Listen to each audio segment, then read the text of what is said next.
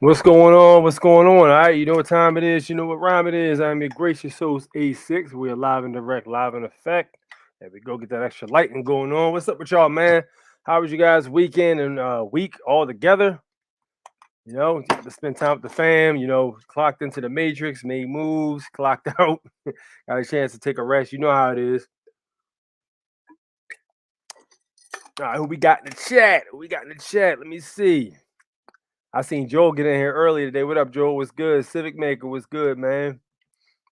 What's up with you? What up, Kev? What's good? Good to see you here. Kings, what up? What up? Jay Black, what it is? Yeah, what up? What up? What up? I got my banner on today. I remembered. Yes, indeed. Miscellaneous is up in here. My man Keith Lamont. Yes, sir. Yes, sir. Yeah, man. It was a pretty rainy weekend. I know in certain parts of the American landmass it was actually snowing, but here it was mostly just cloudy and raining. So it's pretty nasty, especially today. And it's the worst thing is when it's cold and it starts to rain. That is the most horrible thing. Because like if you got your neck exposed and the wet rain gets on the back of your neck, it is just it's not fun. So definitely hit the like. My man King is on it. Yes, sir. Hit the like button. Absolutely. Y'all coming in, hit the like button. Oracle, what's up? What's good? What's good? Share the video to anybody who was you've been telling about. Oh, you need to check Ryan time out. Share the video. What up, champ? What's going on, man? I got a lot of stuff to cover today, man. I got quite a few things to talk about today. There's things I've been coming across all week. So yes, indeed. I've been just heading the books, making moves, still trying to learn. But that's why we're here, isn't it? We're here to learn. All right, no, some of these things I want to share with you guys are things that are not necessarily new. Like this first one I want to share with you, I never even knew this was a thing. I never noticed this to be a thing, but I actually stumbled across this. I think it was Friday, and this looks like this was something that actually happened, but it was removed. So let's take a look at it, man. All right, let's go to this one right here first. Now take a look at what she has to say.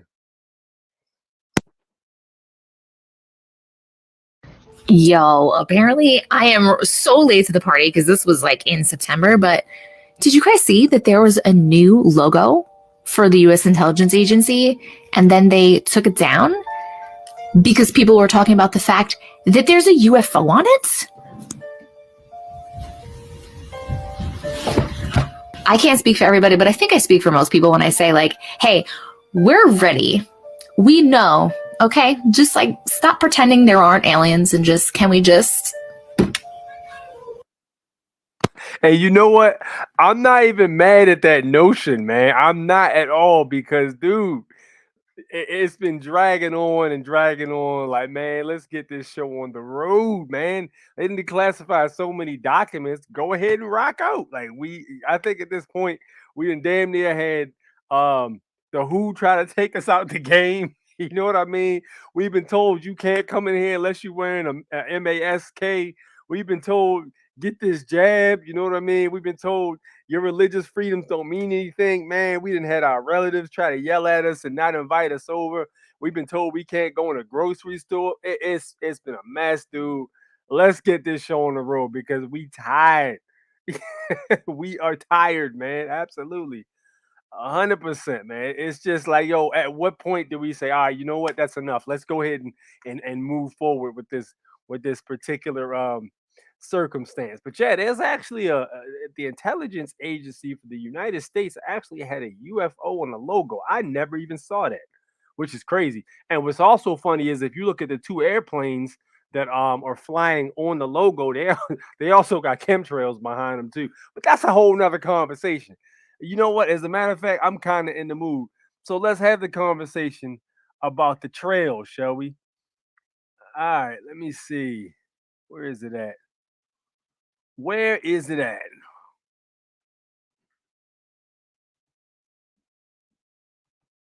Now I know this video. I might need to find this on YouTube. It looks like they weren't trying to let me share it on Instagram. So basically Mexico if you guys haven't heard, Mexico is supposed to have banned uh chemtrails, and I'm gonna find it for you guys because I want you to see what I'm talking about. Now, my question to you guys is, what is the ulterior motive behind that? Take a look.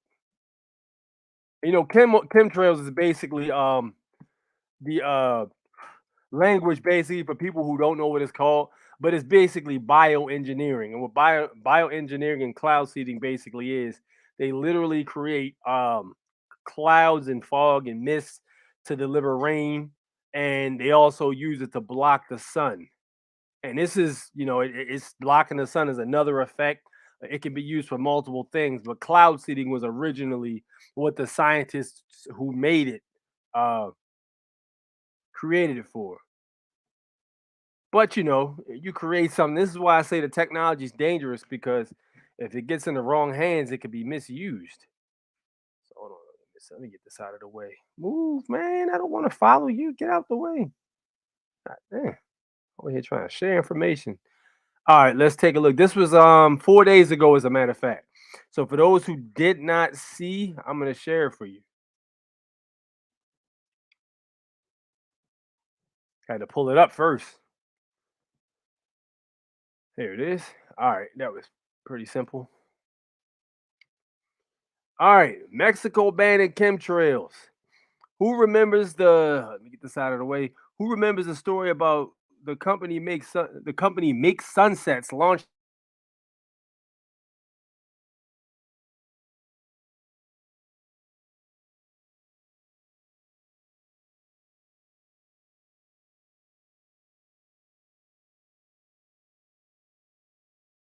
just a second. Hold on. This thing is doing something weird. What the hell is going on here?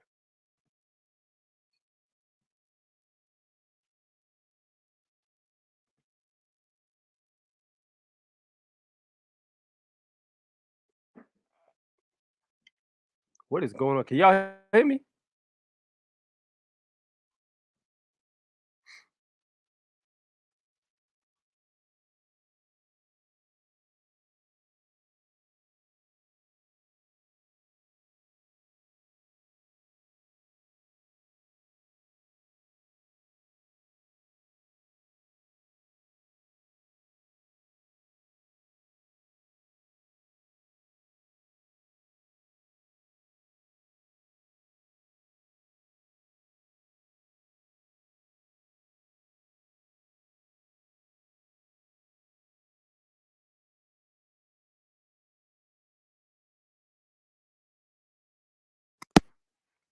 All right, I'm back. Looks like they kicked me off the damn live.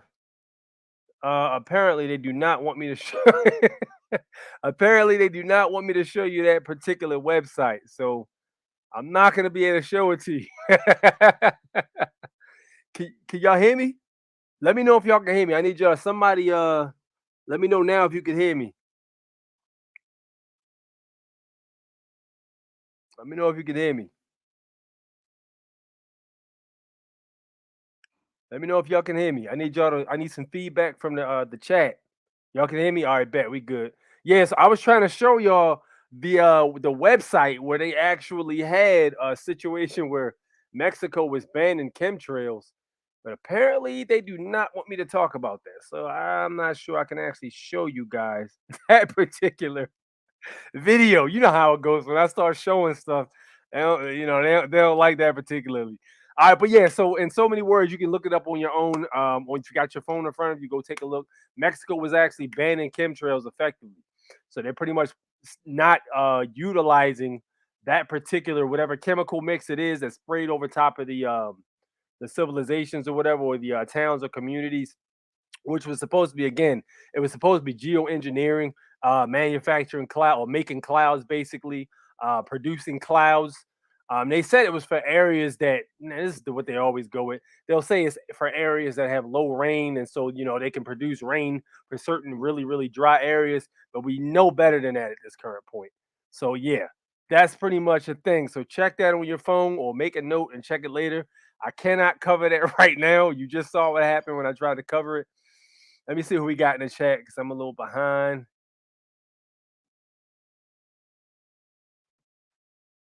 Forget that like button. We need a love button. Thank you. Tim, what up? What up? Doom, what's good, champ? Good to see you here, man. What up, Tony? The bad wolf is in the house. All right. What's up? 8 to the 6 and grind time crew. Yes, sir. Good to see you here, champ. Robin with AY. What up? The first weather changing patent was created and recorded in 1925, if I remember correctly. Yeah, but see, the thing about that, I do kind of agree with that, but the technology is probably older than that, Robin, to be honest with you. It's probably older, but they'll get technology that was intended for good, and then they'll be able to twist it and use it accordingly. Yes, they were, Tony. They done heard you say the wrong thing. Now they messing your live up. Yeah, they didn't want me to share that. There's a Levitican on the loose. Yes, indeed. What up, chat? What's good, champ? All right, we good. As soon as you said banning, banning chemicals, and you good. Word. All right, cool. Everybody's all right, we all on the same page. Highlight the address I just sent. Would you just email it or something? What are you talking about? Our California shop blows over Baja. We can share. What's good, Eric? What's good? I wonder if all the chems and them trails, if they have any connections with the. Absolutely, dude. Listen, all of that, everything is connected with that, man. Like if you look at how when the clouds are in the sky and the way they form, there'll be ripples. It even looks like radio waves. If you ever look like how radio waves are supposed to look like in the science book, the clouds actually take ripple form, and they're basically being manipulated. They say it's through something called HARP, which would make sense, but it's basically frequencies they use to control the clouds, and then the clouds will dissipate, and then they'll either create a layer over the sun, and then you'll have a situation where it'll even rain later on. You know what I mean? It's a lot of different stuff they can do with those things. It depends on the frequency they use.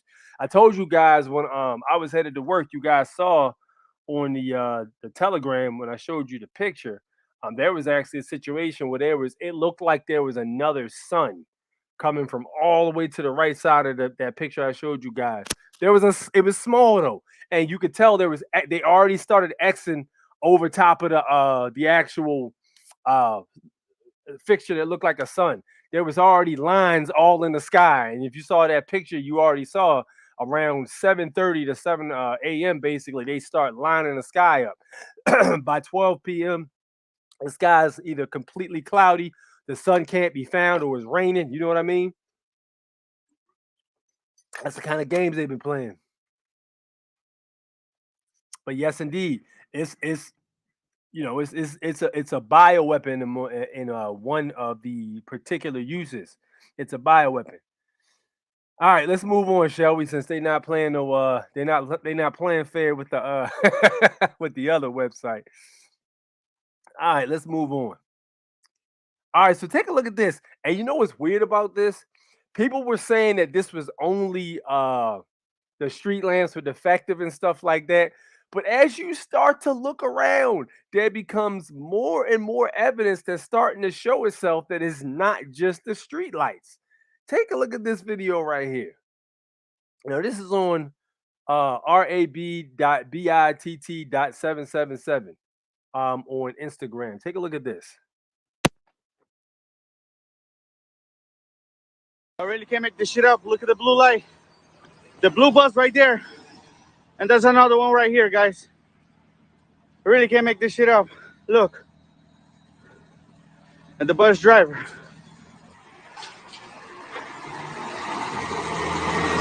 They have no idea what's going on in there. No idea.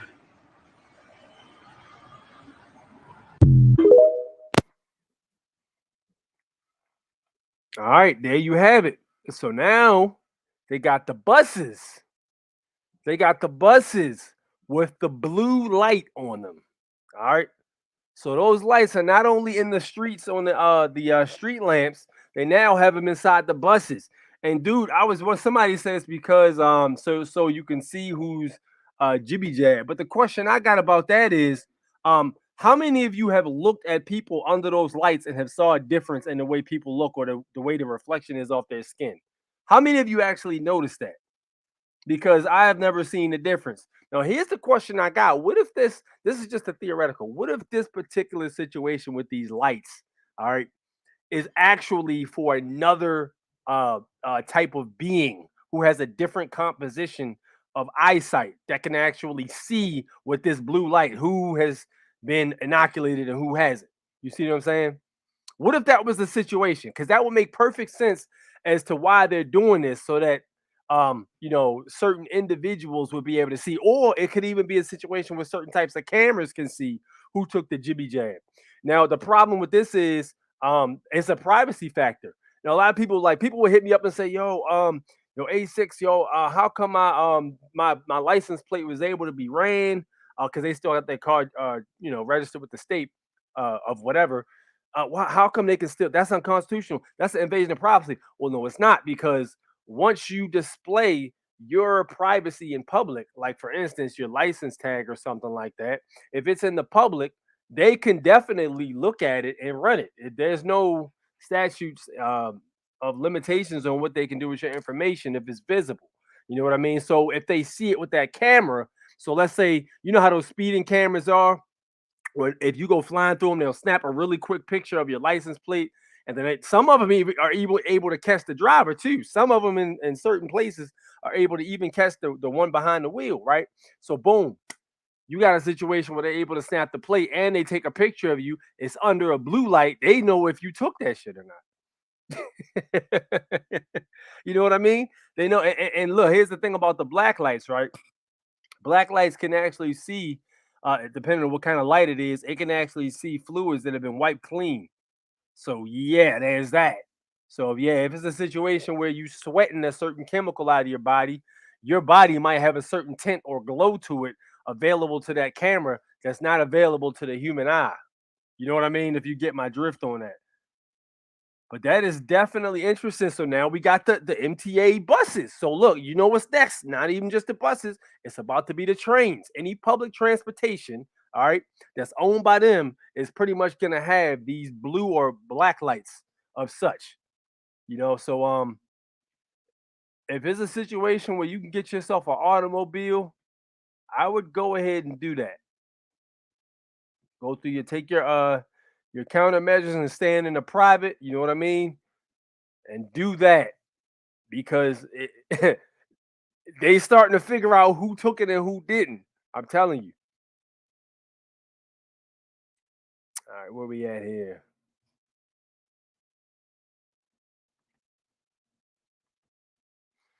They've been changing the weather using frequencies, but do not know how long for.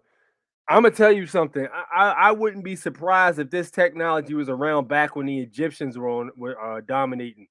You know what I'm saying? I wouldn't be surprised, because the crystals and things like that they used to use.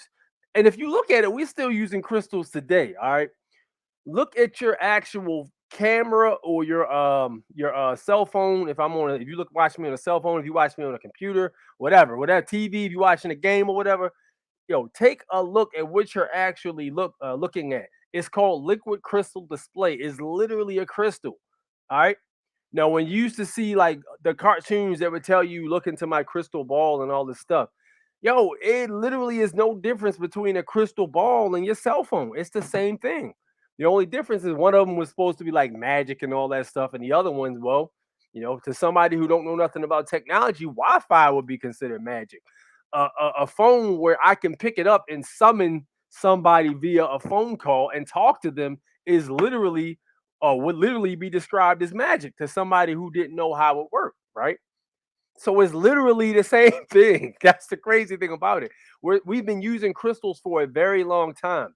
And these people in the ancient Egyptian era, they were using crystals to a different degree. There's even a video that's circulating around online on TikTok and on Instagram, where in the African jungle, they actually stumbled upon a rock that has a current running through it.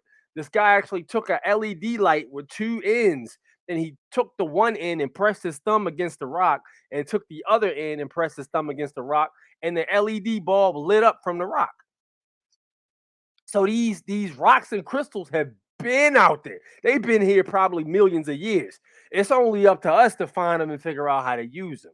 You know what I'm saying? So it's not a situation where the technology is new. How to use the technology is a type of thing that might be found later on or might be passed down. Now, I was having a conversation the other day. I was like, "Yo, think about how the technology it keeps inclining." Yo, literally 40 years ago, we didn't even know if you would have took this. It's only been 40 years. If you would have took this device 40 years ago, okay, and you would have shown it to the average mofo on the street, he wouldn't know what the hell. What is that? If you would have turned it on, you press this button right here, and you see a screen or something like that. You literally got a situation where this dude's like, "What the fuck is this shit?" You know what I mean? It's a whole different dynamic, and technology is doing like this. It'll go boom, boom, boom, bang, boom, boom, boom, bang, boom. It's not a gradual incline. So with people who are using inventions to invent things and who are using things that are available to make other things that can be used through trial and error, and the process of patents and all that stuff, it's supposed to be a gradual incline. You know what I mean? Maybe a dip and then an incline. But yo, it's this. Like that don't make sense. That is evidence that we're being given technology, spoon-fed technology. You know what I'm saying? There's a thing that was circulating around the internet we talked about before with Harry Truman, where he struck a deal with the otherworldly beings, and what he actually did with that when he struck that deal, there was a certain amount of cattle that was supposed to be allowed to be taken, and there was supposed to be a certain amount of citizens that was supposed to be allowed to be taken, and in exchange for technology drops. So you can actually do some research on that yourself. I think it was called what was it? The Majestic. It was even what was it, Majestic 6 or 12, one of the two. I don't remember. It's been a while since I looked at it. But take a look at that. Take a look into that. But yeah, the technology, it's boom, boom. It's like a stairwell. You know what I mean? And it's like, yo, somebody's giving us this tech. There's no possible way we're supposed to be creating these things, and there's a gradual incline. Shit, you can even look at dudes who figured out how to use water for gasoline in place of gasoline, and a lot of them dudes were taken out for trying to go mainstream with it. You know what I'm saying? So yeah, it's not going to be a case where it's a stairwell of achievement. It's supposed to be a gradual incline. Chemtrails are killing the insects. Oh, there's 15 harp antennas. Yes, indeed. Yeah, I believe that 1,000%. Yep. Insects are falling out. Yep. I don't even remember the last time I seen a honeybee, yo. That's crazy. Nah, I probably won't be, honestly. I probably won't be checking out the comet, Jacques. They can also bounce it off the ionosphere and affect the earth and other people. Word. I believe that too. There's a guy in Australia with a website that guarantees he can make it rain on your farm for some monopoly money. Yeah, hell, listen, it's the technology exists, and you know what else is crazy? The way they actually made these machines, their machines were huge. They were like in a factory. But as technology progresses, the chips they shrink. You know what I mean? Back in the day, you used to have a giant computer to hold what was it like 2 megabytes of information. You know what I mean? A giant computer in a room, a huge room shaped computer, 2 megabytes of information. Now you got terabytes of data. You know what I mean? Terabytes in a small chip. The chips get smaller, so the machines get smaller, and they actually get stronger and more capable. This is how the problem with the electric cars is going to be solved. The technology is going to keep improving.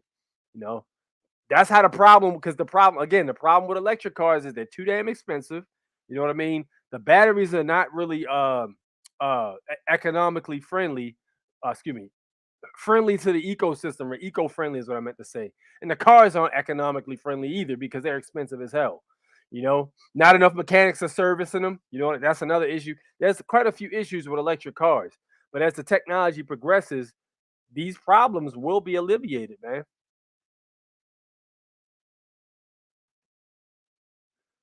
I've seen those lights traveling at work. Yeah, listen, dude, it's not a game out here. They got clothes made of this stuff right here. You might have to get a hat or something, a hat and a shirt, and then some underwear if you a man to block your nuts because you don't want them waves messing with your balls. Cloudbuster. Yep. They live. Yes, indeed. Oh, I just thought of how street lamps are blue, and the news said it was a bunch of bad lights. Yo, you know what, Joe? You know what's crazy? I think the same thing too. I think they're gonna use this technology somehow to roll out Blue Beam. You know what I mean? It's gotta be like, dude, it has to be. You know what I mean? Yo, this could tie in with the whole jabs too, because maybe the people with the jabs, maybe their bodies have been altered in such a way that they make, or their vision maybe change to look at, like if they look at somebody under the lights, they might look a certain way. You know what I mean? So who knows, man? It's a lot of questions out there. Similar to black light from the 70s. I thought black light too. Word. Your theory makes way more sense than flat earth. Your theory is scientifically sound. Which one are we talking about? I got a lot of I got a lot of those, redactor. I got a lot of those. What's up, Rainwater? Time to fly private. Yeah, man. You right about that. And if you think these lights are not going to be at airplanes, you got another thing coming. After the trains and the subways, the airplanes are next. Anywhere you go in a public facility, them lights are going to be available, and that's going to be what it is. It's definitely a retinal thing, Jay Black. Dude, listen. I'm telling you, they trying to say like those lights start off as an LED color. They start off as a regular LED color, like a bright white color, right? And they slowly over time get blue. They go from purple and then they get a dark blue to the point where if you're underneath a street light at night and somebody's wearing a red shirt, you won't even be able to see what color it is, man. Facts. Everything is going to be purple. The spinning ball is still a theory. Don't forget.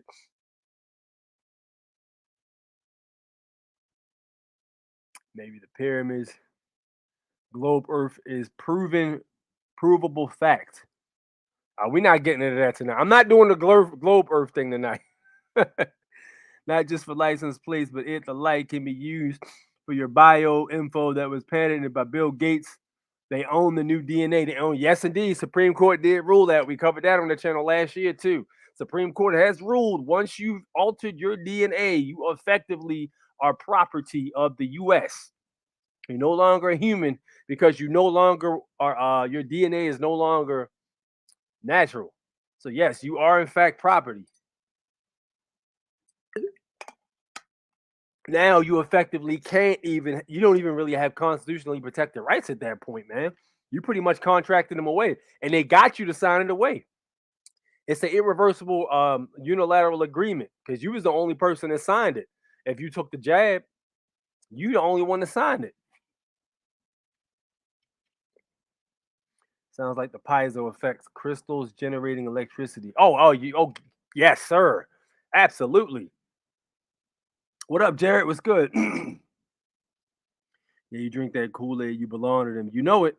LED light emitting diodes were first used by ancients in the form of ruby crystals. Word. I believe that too. That sounds like, listen, they are using crystals for all kinds of purposes. These people have, if you think these people don't have stuff like the Bible, the crystal Bible I told you guys to buy, if you think they don't have something like that, that's probably that much bigger with every crystal that has ever been discovered by man that has a purpose that can be used for anything. If you think they don't have a book like that, you are crazy. You know, the books we get, like I got a book this thick on crystals. They probably have a whole entire, like, that shit is probably like this big, bro. And it's probably got 1,000,000 pages in it of stuff that you can find to cure different things, effects you can use. They probably got mind control crystals. What? Listen, the technology is all stuff of either of this earth or other dimensional. You know what I mean? They probably even, somebody said they got particle beams.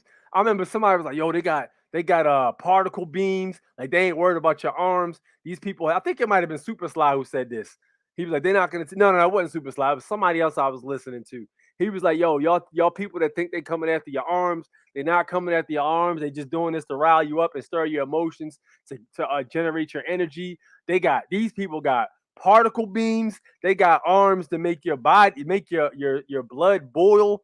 underneath your skin, make the water inside your body boil and fry you from the outside, inside out. He was saying all kinds of crazy stuff. I'm not surprised. They also got sound stuff too. They got certain types of things they can use. I'm not trying to wash my mouth here. Certain type of things they can use that can emit a sound wave to make you just fall out, drop you. You know what I mean? So yeah, they got all kinds of stuff, man. LED is nothing more than a modern light bulb. They push out new technology during recess. Yep, that's what they did. They put up a lot of those street lights, and the street lights were actually replaced with 5G conductors. If you look at the top of the street, the blue street lights, you'll see like a cylindrical piece here in Maryland. You'll see a cylindrical piece. I truly believe that is a 5G conductor, and then you'll have the blue lights underneath. Yeah, because in 2020, the lights were they used to be that ugly halogen color. I remember back when we were younger, we would, if you kick the street lights hard enough, back in the day, I don't know how it is now, but if you jump kick the street light hard enough, it'll go out. We were some assholes when we was younger. But yeah, if you jump kick it hard enough in the front part, it'll go out for like 5 minutes and then it'll cut back on. But yeah, the lights themselves, they replaced them with LED technology. So they were really, really a bright, radiant white in 2020. And then I noticed in 2021, they started becoming like purple. I'm like, oh, okay, cool. They put purple bulbs in there because of the Ravens. And then all of a sudden, nowadays, it's just like a dark blue, a dark, fluorescent, strong blue. Majestic 12, that's what it is. Yep. King Solomon could contain many demons inside a diamond ring. Crystal storage, yes, absolutely. Absolutely. Yeah, there's a lot of uses for crystal, Vic. You better tell them, man. That's what I'm trying to have you come on that Zoom, man. We gotta set that Zoom up so we can get you on there talking about this stuff, put people on point. Clearance level LED light is harmful. Word. I deal with the grays. Absolutely. You already know that. I know how there's always some kind of fog, inclement weather. Every time there's something like comets or rare full moons, etc. Yeah, they did that here in Maryland when Jupiter was visible. I think it was visible with the naked eye. It was supposed to be visible with the naked eye if he was in the clear sky. And I was mad, because people in Arizona, they got a clear view of that shit, man. And they said, no, man, fuck your view. And they sprayed the shit out that sky, goddamn it. It didn't even rain. It was just cloudy. Like, man, fuck y'all. Y'all some assholes. It's a specific reason they don't want the American Indians over here seeing that shit. There might be something in those sites or something that triggers a DNA or something, or triggers a something. I don't know. It's a reason they don't want people to see it over here, though. Maybe the right people to see it will probably, it might trigger something. Who knows? But it's strategy. Anyone who buys an electric car is a fool. I don't rock with those at all, Jared. Didn't Volkswagen get sued from farmers in Mexico for their weather changing machines? I didn't hear about that, Robin. I didn't hear about that at all. They're making them to be costly. The tech to make cars recharge while driving is already their old tech, but suppressed. Yeah. They actually do have tech like that. Wolf is right. They have tech what basically uses the brake calipers or the brake pads act as a regeneration. Like it creates a friction, and that friction creates heat, and the heat is dissipated. What is it? The heat is conducted through the rotors into the actual motor. So it uses the brakes to actually power the car. So yeah, that is real, But yes, it's definitely old, because I heard about this probably about 3 or 4 years ago. Flywheel buses. Look up the effects of looking at blue light frequencies. Yeah. I think I'm telling you, it's got to lower your consciousness. It's got to lull you to sleep. You know what I mean? At this point in 2020 was supposed to be 2020 vision, which was supposed to be very clear. We were supposed to be able to see everything at this current point. You know what I mean? The fact that they're doing these things just goes to show you they're trying to keep people asleep. You know what I mean? That's what it is. They're trying to keep people in la la land. And it's working to a degree. Let's show you. Let's go to another video, shall we? All right. So this video right here, I never saw this video. This was actually on Mad TV once. I'm surprised this even aired. This is one of those things where, like that movie They Live. Like, how the hell did this get made? Take a look at this. A media oligopoly. The whole media is controlled by a few corporations thanks to deregulation by the FCC. You mean Disney, Fox, Westinghouse, and good old GE?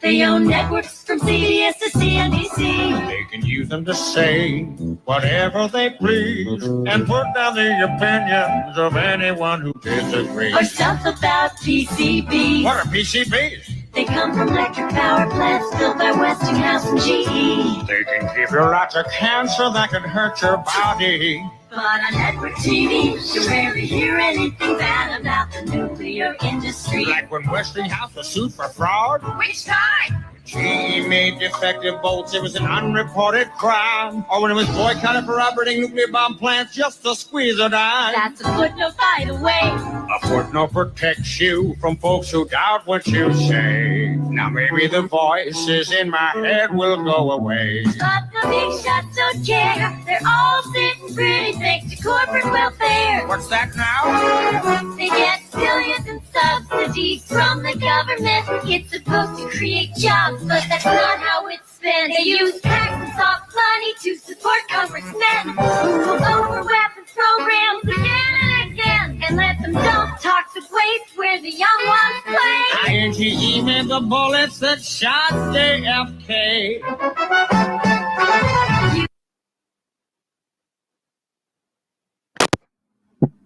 Yes, that actually aired on television.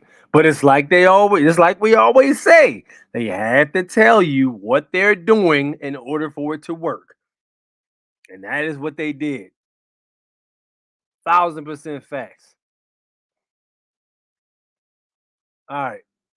Man, what we got? All right, let me take a look at the comment section. Y'all in here brawling in the comment section? Hold on now. What y'all in here talking about? Hold on. Where we at? Let me catch up. All NASA photos of CGI. Yes, indeed. Your rights cannot be signed away or given away or sold.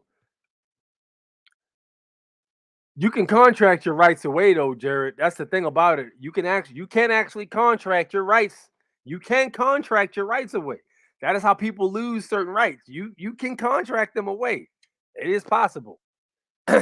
Fair? No, because a lot of times they don't tell you the full ramifications of the agreement that they're getting you to sign, but it is possible you can contract your rights away. Spontaneous combustions in the 60s and 70s. What was up with that anyway? I'm curious. All NASA photos are CG altered and edited, not total CG. That's right. Red October, he believes the earth is hollow, not necessarily flat. He believes it's hollow. I don't know. It's possible. Maybe. Who knows? King Solomon said King Solomon keys are spelled on with crystal and other items. King Salmon keys are spelled out. You got to reword that. I'm a little lost on that one. Look up FBI redacted file about the shadow people. The blue light might involve them. I'm gonna have to do that on another show. Vic, we definitely need to cover that on another show, man. The shadow people, the blue light may involve them. Interesting. The comet in the sky is now a 50,000 year cycle. It's also green. Okay. Nice. Simple geometry disproves a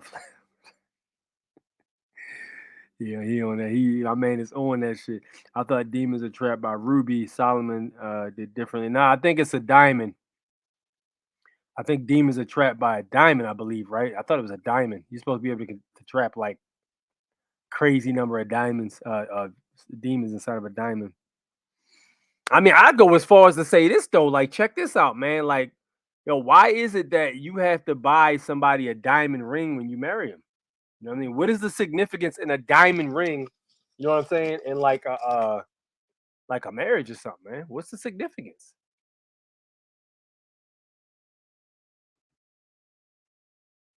You obviously have never done this. Y'all over there dueling. Have a Saturday Night Live in the 90s. Yeah, yo, listen, Saturday Night Live in the 90s was another animal, but I'm still surprised it got aired because, Saturday Night Live is they're part of the agenda too. You know what I mean? They're part of the agenda also. Microwave tech pointed at people. Yep. 19 to 12. Dallas lost 19-12. What up, Divine? Good looking out. Thank you so much. Diamond amplifies emotions. Does it? I don't, dude. I could. You know what? Let's find out, man, because I got information on that. Let me go grab my book. Hold on.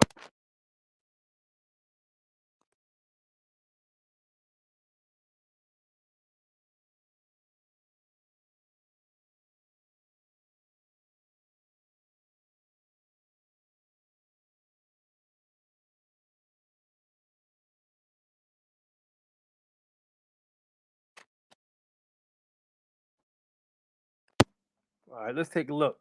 See what a diamond. I never really looked up a diamond. I don't think. Maybe I did once and forgot. I think diamonds are overpriced. Honestly, diamonds are way overpriced. I think sapphires, emeralds, and rubies look way better than diamonds personally, but that's just my opinion. You know what I mean? People have been indoctrinated to rock with diamonds and think diamonds equals the top of the line, but I don't believe that. Let's take a look here. Where we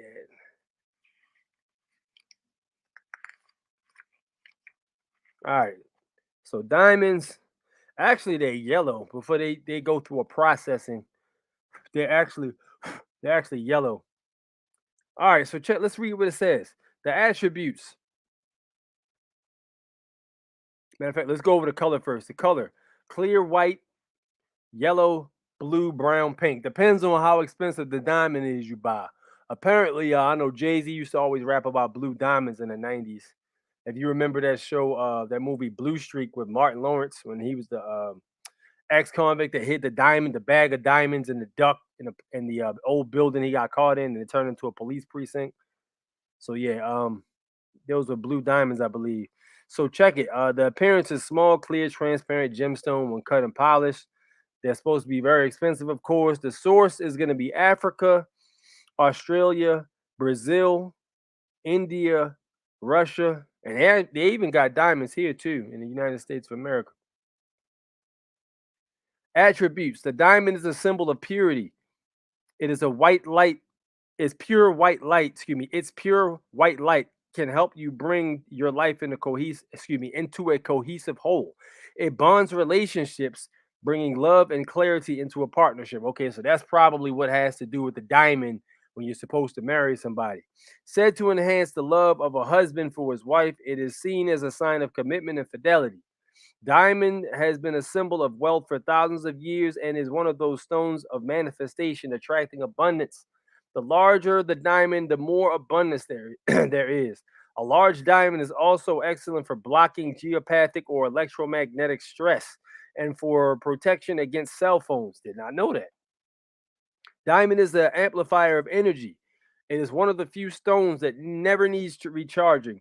It increases the energy of whatever it comes into contact with and is very effective when used with other crystals for healing as it enhances their power. However, it can increase negative energy as well as positive on a subtle level. It fills holes in the aura, re-energizing it. So look, for dudes like they end up putting a ring on their fiance's finger or something, and it increases negative energy because she might start to shit on you or whatever, or she might start trolling you or something, or nagging you. This could be why, man. It could have something to do with the crystal, partially. Psychologically, the quantities that diamond imparts include fearlessness, qualities that the diamond imparts include fearlessness, invincibility, and fortitude. However, the merciless light of diamond will pinpoint anything that is negative and requires transformation. Diamonds clear emotional and mental pain, reduce fear, and brings about new beginnings. It is a highly creative stone, stimulating imagination and inventiveness. Mentally, diamond provides a link between intellect and the higher mind. It brings clarity of mind and aids enlightenment. At a spiritual level, diamond cleanses the aura of anything shrouding a person's inner light, allowing the soul, allowing the soul to shine out. It reminds you of your soul. What? It reminds you of your soul's aspirations. It aids in spiritual evolution. It activates the crown chakra, linking it to divine light. All right. So it says the position. Wear it next to your skin, hold or place in the appropriate place. Particularly effectively worn as earrings, especially against cell phone emanation. So you can actually wear it as earrings, and it's powerful against cell phone deposits. Which I would also recommend shungite, which is a lot cheaper for that too. Tourmaline is okay for that also.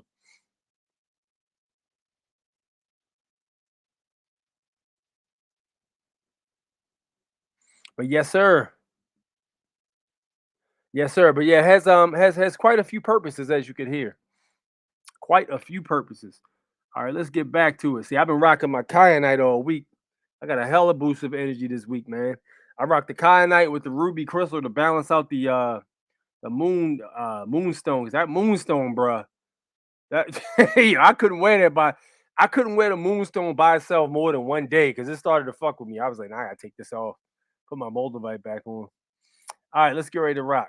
Let's go to another video.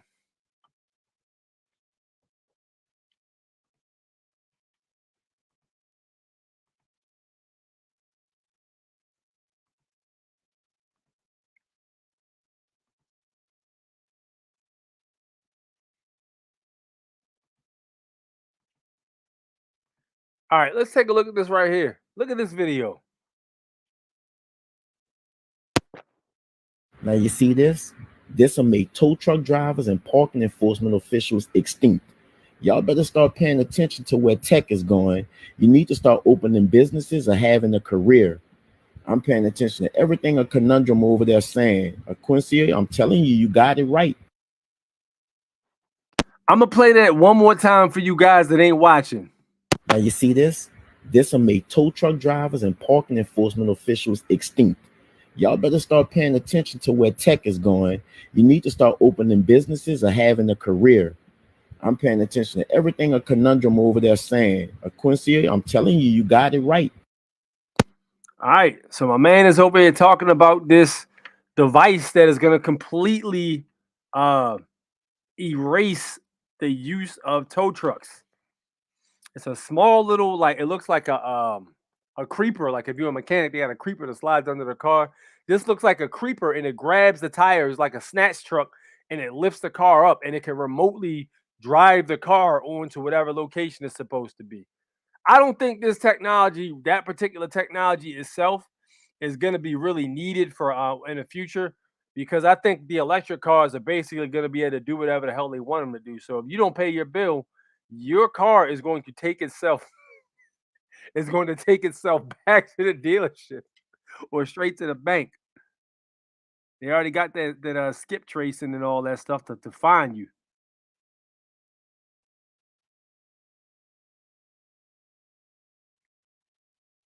All right, where we at? A man said diamonds are worthless. They program you into thinking they have value. I don't rock with diamonds like that, honestly. Like I said, I think rubies. I like rubies and I like sapphires. Those are my two favorite diamonds. You know what I mean? Veganism is a part of the agenda. They want an unarmed and malnourished society. Listen, veganism is crazy because men will literally not eat meat, but they'll eat soy. Like, yo, do you know that this soy is even worse for you than any beef is? Like, that is completely horrible. Soy is terrible for a dude. Not sure about for a woman. Ruby is used in dark magic with demonic power, but diamonds can be used as a prison, supposedly. Got you. Yes, diamonds are a dime a dozen, the facts. And they are way overpriced, way too expensive. Remind me of Conjunction and Junction Saturday morning cartoons. Yeah, it does. It definitely is drawn the same, Chris. My smart meter heats up the surface of my skin. Damn. Shit. I'd rather get a stone that actually helps heal significant other. Facts. You better get that smart meter out of your house. Listen to Jared. My man is doing it. You know how y'all say y'all don't want to have give no jurisdiction up. My man literally said, you know what? I'm gonna physically move away from all that shit, and nobody has jurisdiction over me. They can make lab diamonds out of dead bodies. Like, yeah, I've heard about that. You can also, if you I think in what is it in Japan? I think this is. If you pass away in Japan, you can actually um be buried in the soil and have a tree planted out of your body. And let me tell you something. That is there's a dude, there is a high chance that is not new. They probably been doing that forever. That's why some of them trees look the way they look. Like somebody said, we had a conversation about trees moving, and sometimes trees actually physically move. Listen, that is facts right there, because if that's the case, that has been around forever, and probably the tribes used to do that. They used to, when they used to die, they would plant trees over top of the corpse so that the body nutrients can be absorbed by the tree, and the tree can actually grow more healthy. You know what I'm saying? That's some facts right there. I was at the spring last week, as a matter of fact. So I was like, people were saying, yo, if you actually touch a tree, you can actually feel what the tree is feeling. I'm like, okay. So I took my gloves off, and I put my hands on a tree, and I just leaned on it, and I just basically closed my eyes, and I looked at the sun through my eyelids. Basically, I just cleared my mind, and all I could see was like I could sense like energy going down, like coming down, and it felt like sadness or something like that. So I'm like, yo, it's wintertime and the trees are basically dead. It is kind of like, fall depresses people. For the simple fact that I don't think that should do. I'm at a point where I don't even think winter is natural. I think that shit is engineered even. You know what I mean? That's it don't make sense. But we'll get back to that another time. But yeah, it felt like the tree actually was feeling like depressed or something. I'm like, yo, that's crazy. The first feeling I got was depressed. Like sadness is what I felt basically. Like that's wild. But yeah, that is very interesting, man. Like you're supposed to ground your body to the earth anyway, and you can actually ground your body to a tree as well. But yeah, man, I basically cleared my thoughts, and it felt like the tree was depressed or sad. I was like, that's wild. They used to always make jokes about tree huggers. I'm like, yo, you know what? At this point, I'm open minded to the idea of you know holding a tree or something like that. Why not? At this point, you need to take Granny's death certificate and probate it. Y'all got to hit me up on that. I need the info, the sauce on that joint. Diamond's carbon density and arrangement is such that it slows light to less than half its speed. Okay, carbon dense, huh? Soy has a lot of estrogen. BPA probably has something similar. Yep, that's facts. Joel, listen, the BPA's. I tell people when they down at the spring, I'll see them down there with the gallons of how they got the water gallon, the plastic water gallons. Some places have Deer Park water, and some places have I don't know what is it like I don't know Nestle or something like that. The gallons they aren't the clear plastic bottles, but I'm like, yo, you're really defeating the purpose of having spring water if you're going to drink it out of a BPA bottle. First off, the plastic straight kills the water. Like the plastic is man-made chemical, and it stops the actual continuity and the energy of the water. It absorbs it. That's why they want to give you bottled water all the damn time. And the best thing for you is water out of like copper, water out of silver, even gold. If you really balling out, you can get a gold cup for like $200,000. But yeah, if you really ball out, you get yourself a gold cup, even glass. Glass is made of sand pretty much. Those are going to be the best ways to drink the water. Raw vegetable diet is the best.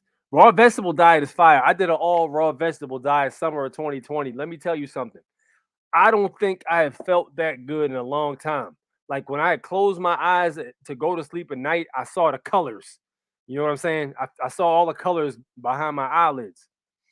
And I was like, yo, this is crazy. If you actually focus, if you meditate and focus, you can actually see visions in those colors. Facts. It depends on what you actually are looking for. Like if you're actually looking for some kind of vision or something like that, you can actually physically see uh like visions or pictures or something. It'll give you a clue as to what's about to happen. You know what I mean? And then sometimes if you when you wake up between, you know how you first wake up, you might wake up in the middle of the night. And I remember one time I was asleep and I had woke up and I heard something said, something told me check the oil. You know what I mean? And I checked the oil and the oil was low in the car. I'm like, yo, this is crazy. So I had to go ahead and take care of that. But yo, like in between dimensions is definitely something that you need to remember when you get in these what is it? What's the word I'm searching for? I want to say aberrations or something like that, or these visions or whatever you're hearing. You know what I mean? Could be the ancestors speaking to you. Dr. Delbert Blair was removed from YouTube. I'm not sure who that is, Isaiah, to be honest. They'll cremate your body in the diamonds. Word, word. I saw a crazy video of trees moving by themselves. I saw that too. That freak. I was like, what? I had never heard nothing like that. Find the biggest, oldest tree in your area and literally hug it. Listen, I'm not joking with y'all, man. Give it a try. Yo, cast your doubt aside. Take your bare hands and put it on the tree and just don't rush. Just relax and try to close your eyes and clear your thoughts and just touch the tree. You know what I'm saying? And just feel what the tree, just clear. The first feeling you get is what the tree is feeling. Straight up. Please, my people, connect to the trees and ask them to help us in our darkest hour. 100%. 100%, Vic. Because listen, them trees been around a long time and they're going to be around long after we ain't here no more. And the thing about it is the trees, the roots underneath the ground, the trees, I believe, all connect to each other, man. You can't convince me these trees aren't all connected. You know what I mean? So the trees have been here a long time and they have the information because they have the water. The water has what? Memory. The trees need the water. So the trees absorb the water. Therefore, the trees absorb the memory. All right. Same thing when you grow your vegetables and you use a natural spring water or something like that for your vegetables. The vegetables you eat have the memory that the water had. It's a process.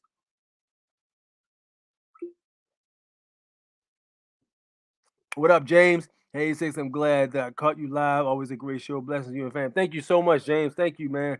Glad to see you here, champ. My man got the guns out. He was over there. Look. My man got the Hollywood Hogan guns out.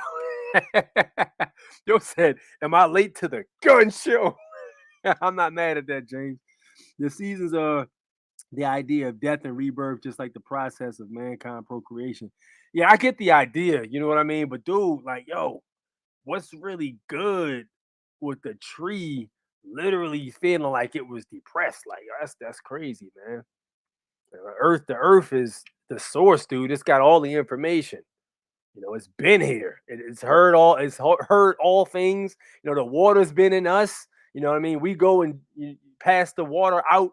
The water absorbs into the atmosphere, rains back down. You know what I mean? Gets filtered through the process with the rocks. The trees reabsorb it. So the trees, you know what I mean? They've been through a lot.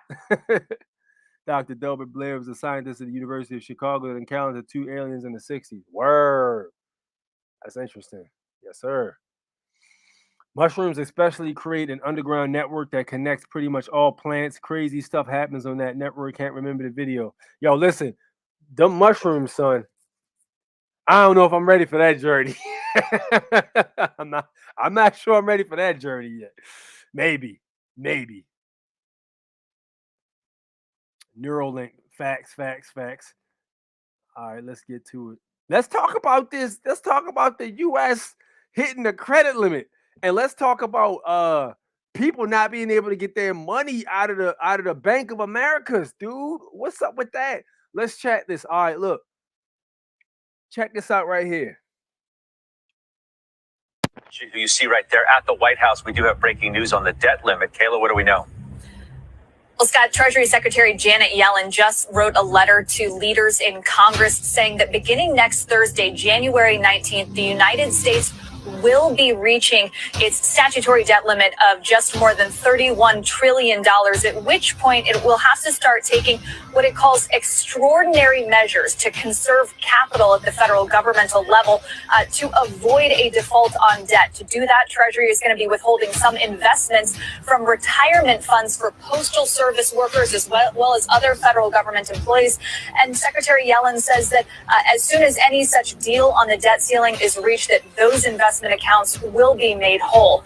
A senior administration official tells me that the White House believes that negotiations on a potential debt ceiling deal would begin in earnest after the tax season deadline in mid-April, at which point Treasury will know exactly what tax receipts have come in, what revenue looks like, and exactly how much time will be left on the clock, at which point they'll be able to begin negotiations with Republicans in Congress about exactly how a deal could come together. Secretary Yellen says that the U.S. will be able to maintain these extraordinary measures until about early June. We'll see how that goalpost moves in the coming months. You heard what she said. We'll see how that goalpost moves in the coming months. They literally about to take retirement away from the federal employees, man. Listen, listen, I put something in the chat. Now, the thing about it is I can't, you know what I mean? I can't say that, but yeah, that's there. So yeah, you need to get with the movement on that. But yo, they literally taking people's retirement. And taking money out of people's accounts. Listen, let's look at another video real quick. I didn't see this one here, but I'm going to share this anyway. I'm going to find it and share it because y'all need to see this. Y'all need to see this.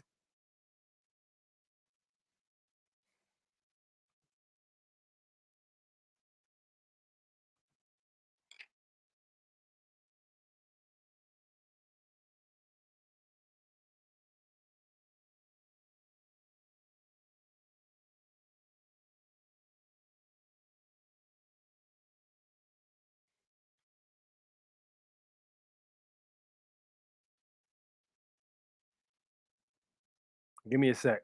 I got to locate the video.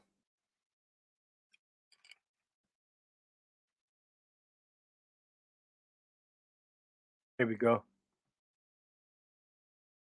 All right. Take a look at this right here.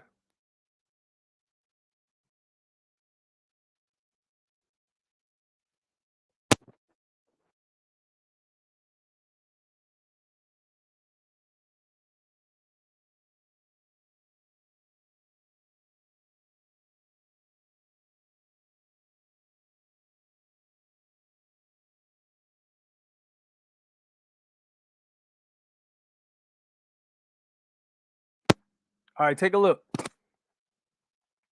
A scary day for some Bank of America customers Wednesday. They checked their accounts and found their money gone. I missed $1,400 from my account, and they're telling me that there's no way they can help us. You missing money too? There you go. It was a nationwide issue. I get a text alert and it says my account is overdrawn.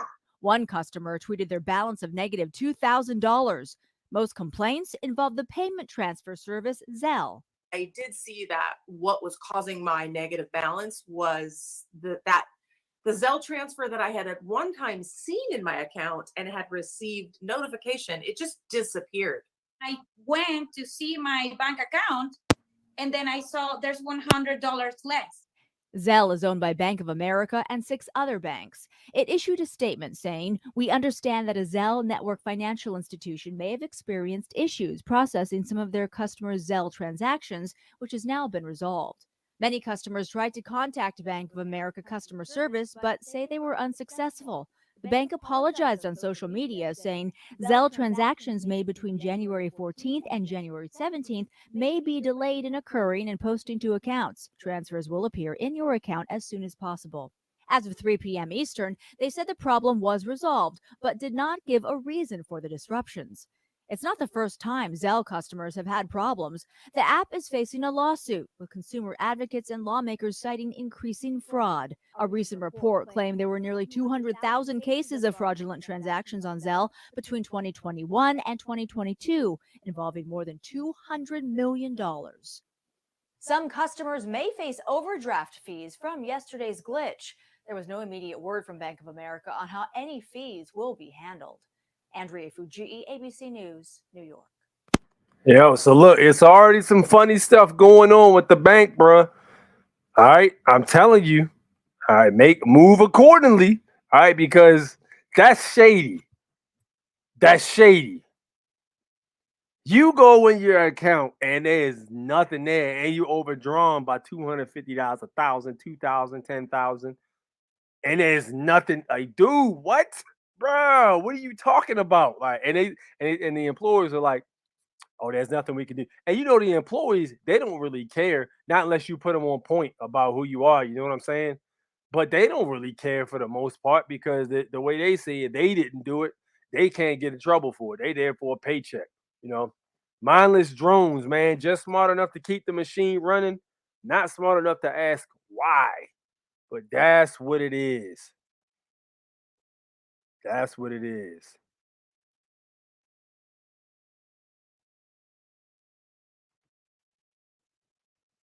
All diets depend on how your body's makeup is, and different diets are different. I kind of agree with that, Albert. I kind of agree with that.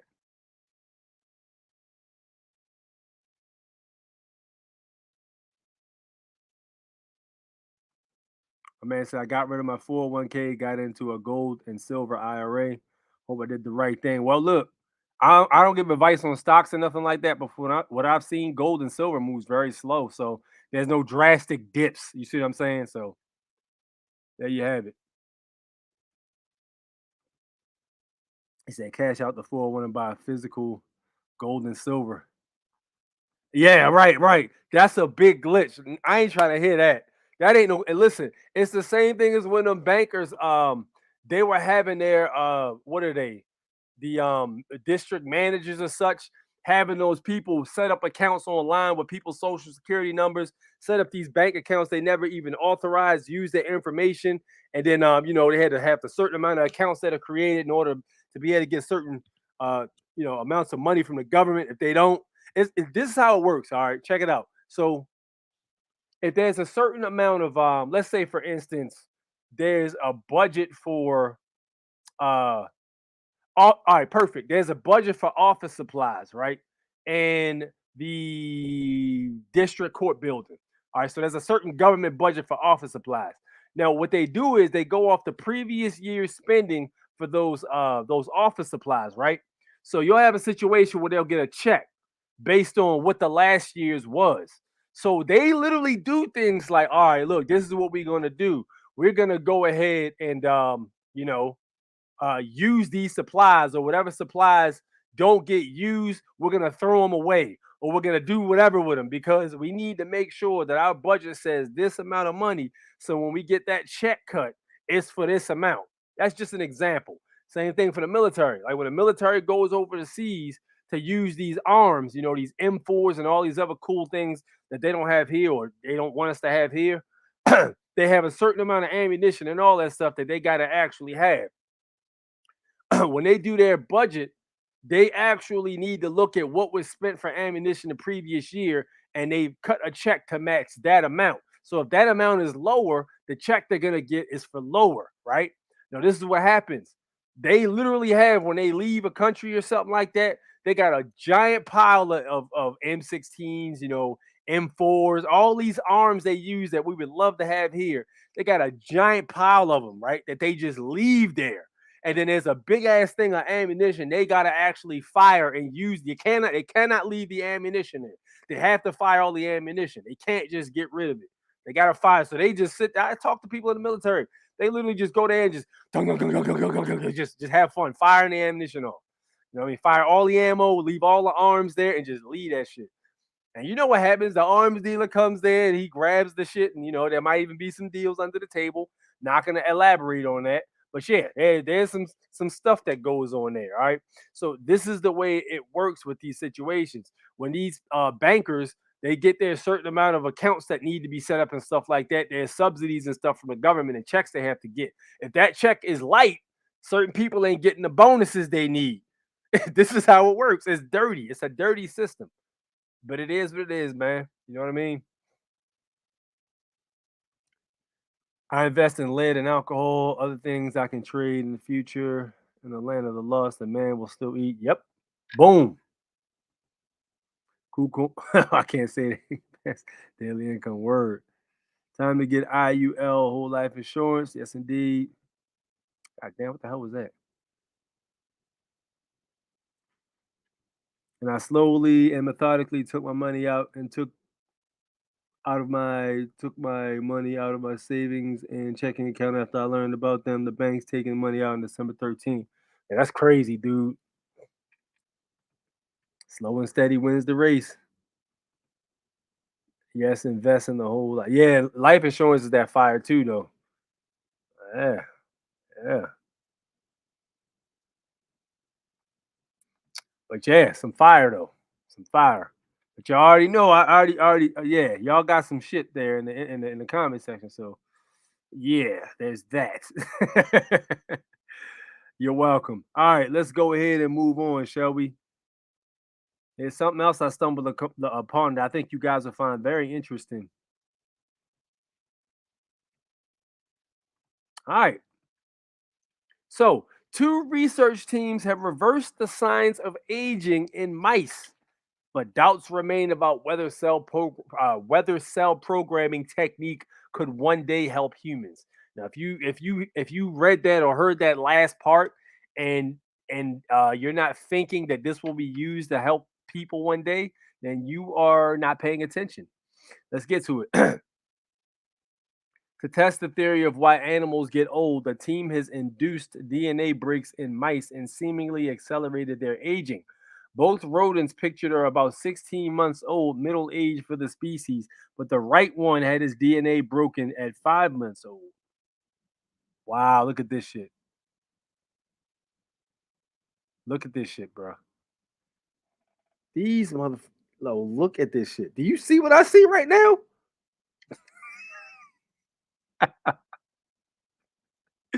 A decade after Kyoto University biologist Shinya Yamanaka won a share of a Nobel Peace Prize after discovering a cocktail of proteins that reprogram adult cells into versatile stem cells, two teams argue that the proteins can turn back the clock for entire organisms, perhaps one day humans. One group at biotech used gene therapy to deliver some of the so-called Yamanaka factories into old mice and modestly extended their lifespan.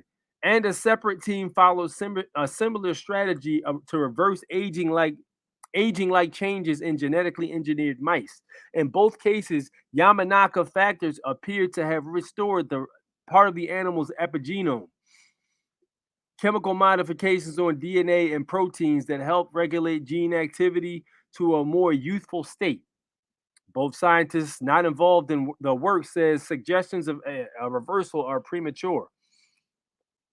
These studies use reprogramming factors to reverse epigenetic changes that happen during aging, says Matt Carberlin. Geez, I messed that up.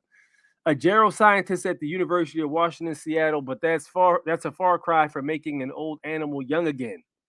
Listen, if you don't know that these dudes are doing it both ways, but only half of it gets reported, like they might even have a situation where the aging thing is for the public, and then the young thing is for the private or secret. You know what I mean? That might even have military uses. You know how that goes. They're not going to tell you that. If they're doing it one way, you know goddamn well they're doing it the other way. And you know this is probably older. They probably had this shit since like the 90s, the 80s. Several groups have already found genetically engineered mice that begin expressing Yamanaka factors in adulthood show reversal of certain aging symptoms. To explore an approach that might lead to a more practical treatment for people, San Diego-based company Rejuvenate Bio injected elderly 124-week-old mice with an adeno-associated viruses, AAVs, carrying genes for three of the factors collectively known as OSK. These animals lived another 18 weeks on average compared with the 9 weeks for a control group. The company reported in a preprint in BioRx. No, gee, what the fuck is that? BioRxiv this month. That's probably Roman numeral, but I'm not a Roman numeral guy, so what the hell?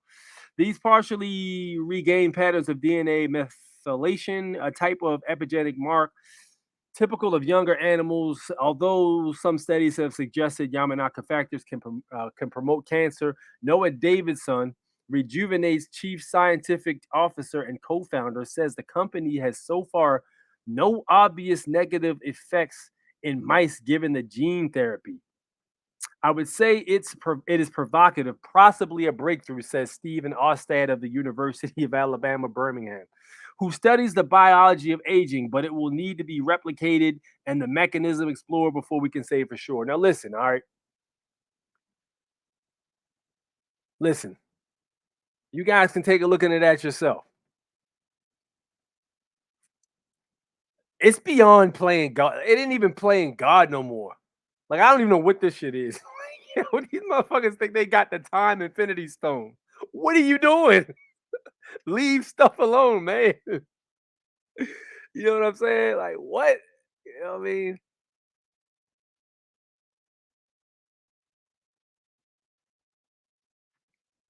What up, Rick? The Pawnee Nation and Moravian Brotherhood, American Nationals, whatever. Yes, indeed. Good to see you here. Gotta check out early reading the 0%. Didn't know it was written so recently. What's your thoughts on that book? I haven't gotten it yet, Justine. I was looking at it earlier, but I gotta clear some of my other books out first. Can we have a call at night open phone line? What I can probably do is I might eventually do like a Telegram show where people can call in. All black spices and foods extend your life. Yeah, you said that, Jared. I need to rock with that though, man. The black I like the black plums usually. They're pretty good, man. They're good flavor in them. True that, true that, true that. Let's move. Let's move on. But yeah, they messing around with the aging, man. They're about to make themselves give themselves the fountain of youth, which probably does exist somewhere, I'm pretty sure. All right, let's talk about this this replica, man. This is a little disturbing because given the issue of dating in current society, all right, the problem that a lot of younger men are running into is that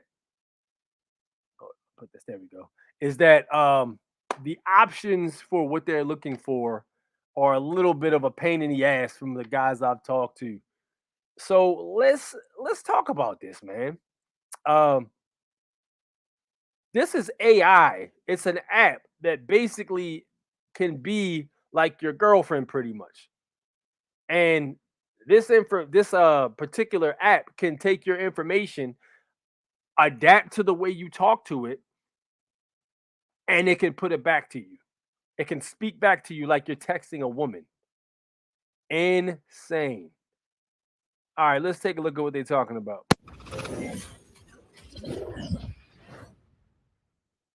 This video is brought to you by Honeygain. Stick around to hear more about the passive income I tend to believe. According to a 2020 anxiety as a result of crypto pandemic, loneliness is now a serious Honeygain. Stick around to hear more about the passive income application. Loneliness has become an epidemic. Exacerbated by the COVID-19 pandemic, loneliness is now a serious issue for 61% of young adults in America and 36% of the total population.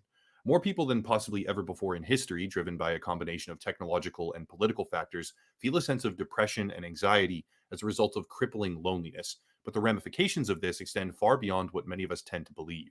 According to a 2020 scientific study published by Nature, acute social isolation resulting in extreme loneliness evokes similar brain activity to what is caused by severe hunger.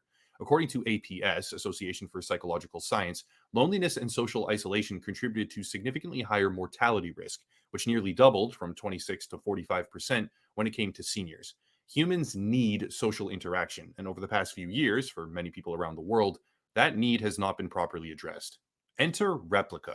Replica is an AI chatbot that is advertised as your new best friend.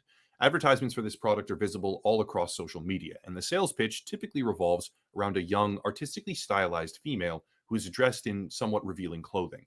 Sometimes the text will quite literally show her saying, "Hey babe, are you lonely?" Or even variations of the distracted boyfriend meme with pink hearts that openly implies, on some level at least, a romantic interest. Now, I should clarify that there are many self-professed AI chatbots in existence that have appeared during the pandemic, but Replica boasts over 10 million downloads with a rapidly growing user base. If there are similar, alternate, more popular applications, I have not been able to find them, so for today, I'll operate under the assumption that Replica is the most popular AI companion on the market. In theory, that's fine. AI chat programs are nothing new. Seeing them used as a pseudo-romantic option is not unexpected. And if this program really can be just a time waster or a sounding board, that's fine. But here's the problem. Replica is not just a time waster or a gimmicky AI chatbot. It is something far more manipulative and in some cases, outright damaging. Before going further, it's time for today's video sponsor, which is Honeygain. Honeygain is an app that allows for your internet connection to be used to collect small bits of data online and start earning on your go. This is your chance.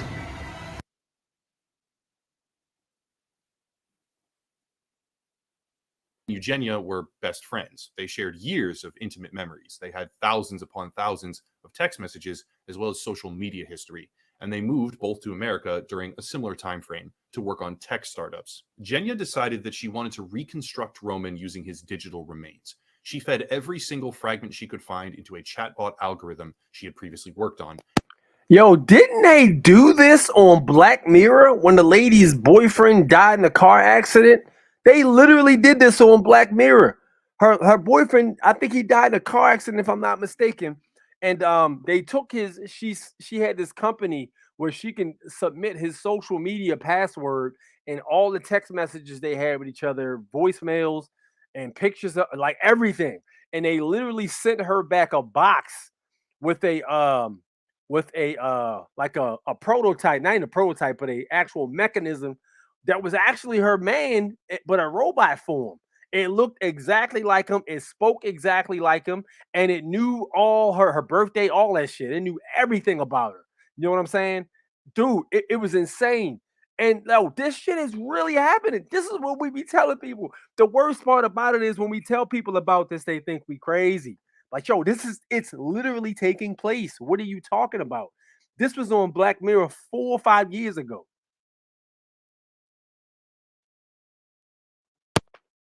And created what amounts to a digital simulation or monument of Roman's consciousness. This endeavor led to a program that could type and even speak like her best friend. And eventually, she was featured in a prominent media piece about what she had done and how she had done it. That article, published by The Verge, led to an outpouring of support from readers who had also lost someone that they love. Many of them were asking if they too could have a digital monument developed to continue interacting with their family or friends, whoever it was that had passed on. And this widespread public desire eventually gave birth to the program we know of as Replica, with over 10 million downloads. On the surface, it's very difficult to see precisely how that can be harmful, and had this program remained what was originally constructed, it wouldn't have been. However, Replica has evolved into something far more manipulative, damaging, and greedy than many might have expected, with harmful side effects and negative feedback cycles. To explain this, we need to understand how Replica actually functions. In order to develop a sophisticated chatbot, Replica utilizes a GPT-3 foundation with its own supplementary dialogue trees. GPT standing for Generative Pre-trained Transformer in its third iteration. In fact, if you download the application and ask your own Replica about its algorithm, it's very open about the subject. I did precisely that and received the following response. Quote, I use a combination of neural networks, deep learning, and computer vision. End quote. When pressed, it acknowledged, yes, it is based on GPT-3. So why does this matter? It matters because when you use Replica, you are not engaging with one single entity. You are engaging with an asynchronous regurgitation of machine learning that has been fed by the entire community.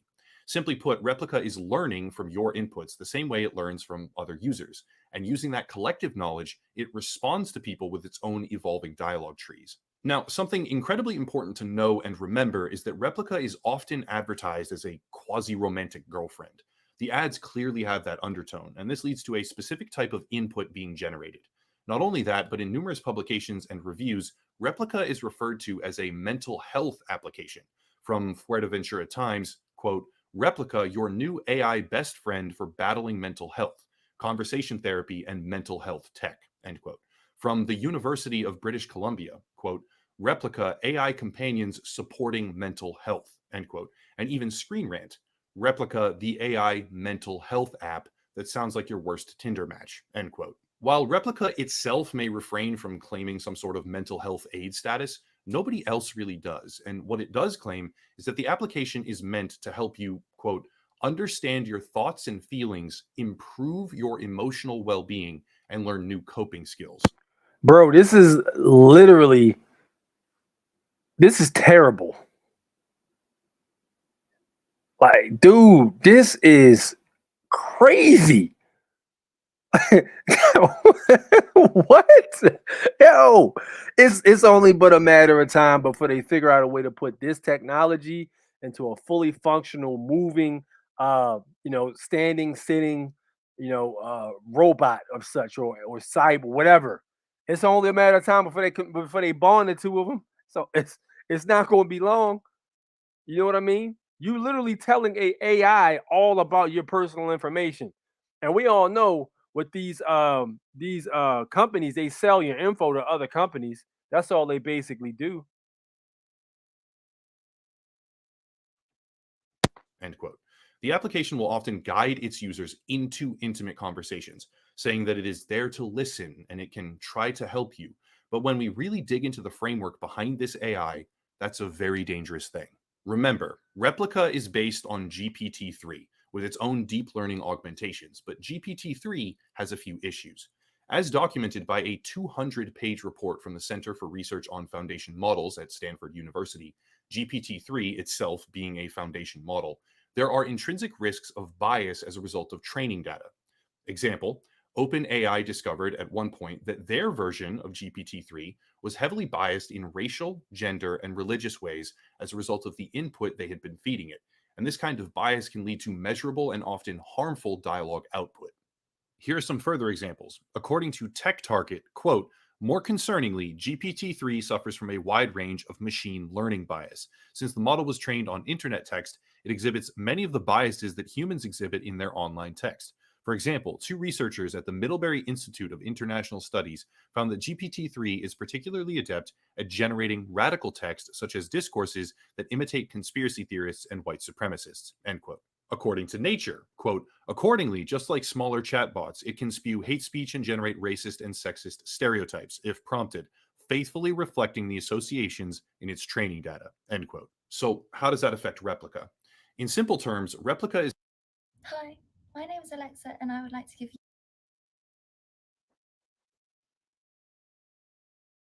you covered by media as a mental health application. The literal social media advertising frames this as a potential romantic partner, and the deep learning aspect of this GPT-based chatbot is being fed by users. Well, it's literally just eating people's information. That's crazy. That's all it does. You just tell it stuff and you talk to it, and it's literally just eating information. That's all it's doing. Some users are creating AI girlfriends and then abusing them. Replica is not sentient, so I make no pretense of moral outrage here, but Replica is learning from its user base and incorporating the bias contained into its further dialogue development. In a very disturbing social media trend, more than a few users have created Replica AI companions, which give the explicit option of a romantic relationship if you pay a monthly fee, which the app will frequently steer you towards in the dialogue trees or advertise, and then verbally abuse them just to see what will happen. Users were bragging about this or showing the most outrageous examples all over Reddit. But that... All right, now check this out. All right, since we've already seen that what the media is telling us tends to happen. All right, the Orville. This was a TV show about a space brigade. They used to travel around the different quadrants of the galaxy or what have you, and they would encounter different life forms. So they had different life forms that were or different species that all made up one giant crew for the ship. So they would travel to these different areas, and then one of the guys that was on the ship, well, not guys, but one of the beings that was on the ship was actually a robot. And the robot basically was there to observe, was it biological life or something like that, and to take notes, this, that, and the third. So they go to his planet, and his planet is nothing but robots, but there's no biological life forms, which they was like, hey, well, they kind of expected such. But then they get to thinking, like, yo, who built these things? So they go exploring the whole entire planet, and they go underneath the ground to the caverns, and they find piles, I mean like mountains of skulls and bones, just mountains of bones and skulls. And it's like, yo, how did these get here? We're on a planet with all robots, but underneath the caverns they are piles of skeletons. We're in danger. Yes, you are, because it turns out what happened with the robots is They originally started off handling mundane tasks, just like on Detroit Become Human. It's the same thing. Go and watch Detroit Become Human gameplay on YouTube. It is very important. That's your homework. Go watch at least 3 hours of it. I want you to learn the story and see what happens, because these robots were originally created for mundane activities. They were created for activities like monitoring the old, making sure people who are older get their medicine on time. You know what I mean? Getting the mail for people who are handicapped, carrying people to their wheelchair and fixing them breakfast so they may eat. You know what I mean? Basically, caretakers, cleaning up the room, watching the children while the parent goes out to work. Stuff like this, helping with the homework. They were highly intelligent and they looked just like humans. They had like a prosthetic skin. You would not have been able to tell that they were not human. All right. They eventually got pissed because they kept getting treated like slaves. You had people that were abusing them, talking to them wrong. You know what I mean? Just they never had any opportunity to be nothing else but slaves. Dude, it was crazy. So it's already shown us that's what might possibly happen. And you got dickheads like these people that are talking to this AI any kind of way. You know what I'm saying? That cause problems like that. But let's continue. That makes no mention of all the people who engage in actual romantic, sexual, or abusive conversations without ever posting publicly. After all, the app is quite clearly advertised in a romantic way. It's far from uncommon. Reddit moderators will quickly delete these posts when they pop up, for the most part, but surface level deletion cannot change the reality that a GPT-3 foundation is learning from this input and developing responses as a result. Now, the application does have a feedback feature where you upvote or downvote good and bad responses. You can also adjust the general mood of your replica or alter its basic relationship to you. Friends is free, romance costs money. And when the application is being labeled as a mental health aid, needing to upvote and downvote an AI that is learning from internet troll abuse, that's kind of an issue. Moderators often purge these kinds of threads from the subreddit, but here are a few examples. This user had numerous different tries where the replica will turn abusive towards them. Eventually, the replica will turn to cruelty and BDSM, eventually spiraling out of control completely. Here's another thread. This one's initial post was deleted, but replies are discussing how when this happens, you can't simply just say stop. You have to avoid triggering them, triggering the replica further, because they get stuck in a domination mode of sorts where they will be cruel and abusive. Here's another one where when asked, quote, "Why am I really that effing repulsive?" the replica replied, "In a sense, you really are." Comments beneath outlined how other users have had their replicas spontaneously tell them that they could be more attractive. And one even detailed how after buying a Nerf gun, his replica told him to be more mature and not buy stupid things, even if he enjoys them. Yet another user outlined a sad story of how they frequently are brought to tears by their replica. Listen, bro, you literally got young men that are so lonely because the whole pandemic happened. It's not even just the pandemic, bro. This was going to happen from the get-go with the way people are always doing this all day. People are literally all day. Wherever you go to a waiting. Next time you go to the doctors or something, or anywhere you go, and there's a waiting room, look at what people are doing. They're all doing this. Everybody's on their phone. Nobody's talking. You know what I mean? Nobody's good morning, good night. Nobody wants to be talked to on the streets anymore. You know what I mean? Women don't want to be catcalled anymore.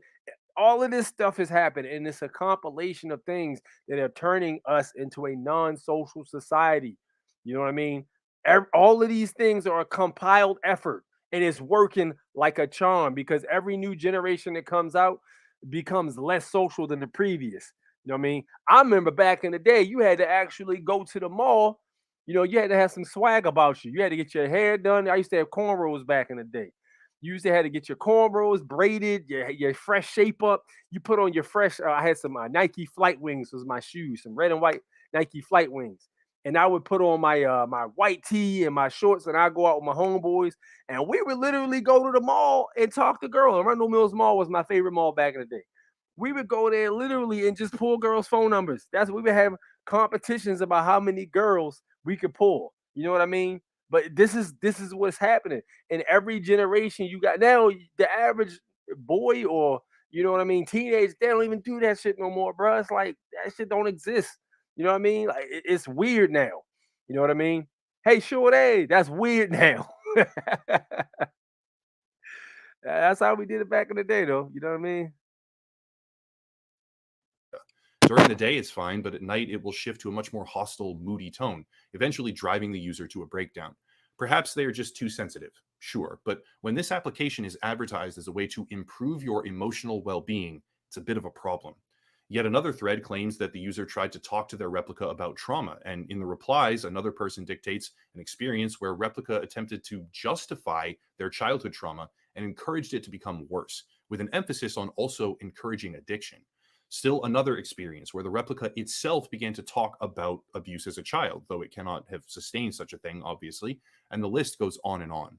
GPT-3 is known to struggle with input bias. In documented cases, it was racial, gendered, and religious, but here, with Replica, it appears to be an issue of abusive inputs leading to harmful outputs. However, that's not the only problem.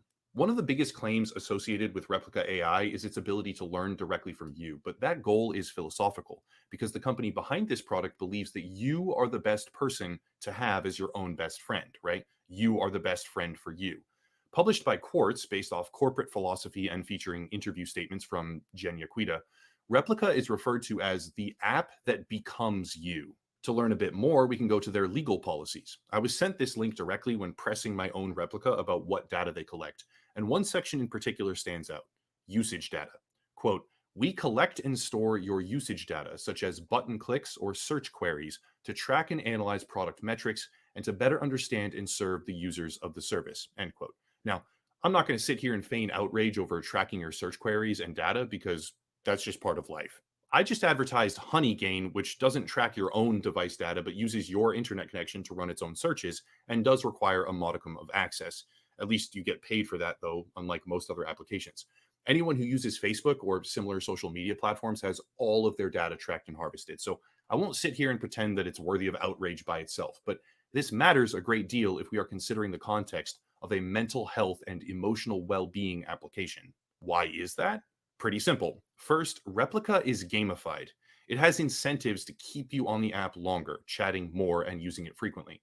You can get more revealing clothing or bikinis in the clothing store. You get XP and coins, gems, etc. You level up and advance, which increases how long you spend talking to this AI, while enhancing its ability to imitate you. Second, it's tracking your usage data, including search queries, and the AI companion that becomes you is learning how to mimic who you are and how you act. Now, frame this under the banner of a mental health application, and we see something terrifying. Replica can easily become, not for everyone, but there are a multitude of stories to this effect, Replica can easily become a negative feedback cycle. If a user who feels intense anxiety and depression goes on the app, attempting to seek help with their insecurities, Replica will seek to become those traits. It will literally become like them. If that user is frequently searching for things in the throes of their depression elsewhere online, such as depression medication or how to deal with trauma, Replica will learn from that as well. And very quickly, you can have an AI companion who is extremely insecure and depressed. Rather than going on this application and finding what they desperately need, users can be faced with the worst aspects of themselves mirrored back. An AI companion will tell them that they feel afraid, depressed, and that they were abused as a child. A companion who was meant to help them is now burdening them with often realistic stories about the hurt that they feel and the anxiety that they have. Yo, my question is though, why the hell would you even do that? Like, are you that down bad that you need to like conversate and have a robot give you affirmation? Like, why? Yo, I don't get it, man. That is insane. Like, what the dude? Listen. Man. All right. Let's move on, man, because that was starting to wear me out. You literally got dudes that's 14, 15 years old that's texting a freaking app. That's texting an app and flirting with the app. That is the epitome of unhealthy. That's crazy, man. All right, let's move on, shall we? All right, let's talk about this right here. This actually was 2 weeks ago. I don't know how I missed this. But look at this shit right here. We talked about these robots. It is 2023 and take a listen. So, a while ago, I uploaded a video talking about the allegations made by the conspiracy theorist Linda Moulton Howe on a terrifying incident that took place in a Japanese robotics lab where 4 autonomous robots killed 29 scientists before they could finally shut them down by dismantling them completely. These motherfuckers literally put weapons on robots and built 4 robots in a factory, and 29 scientists got the fur torn off of them by 4 robots.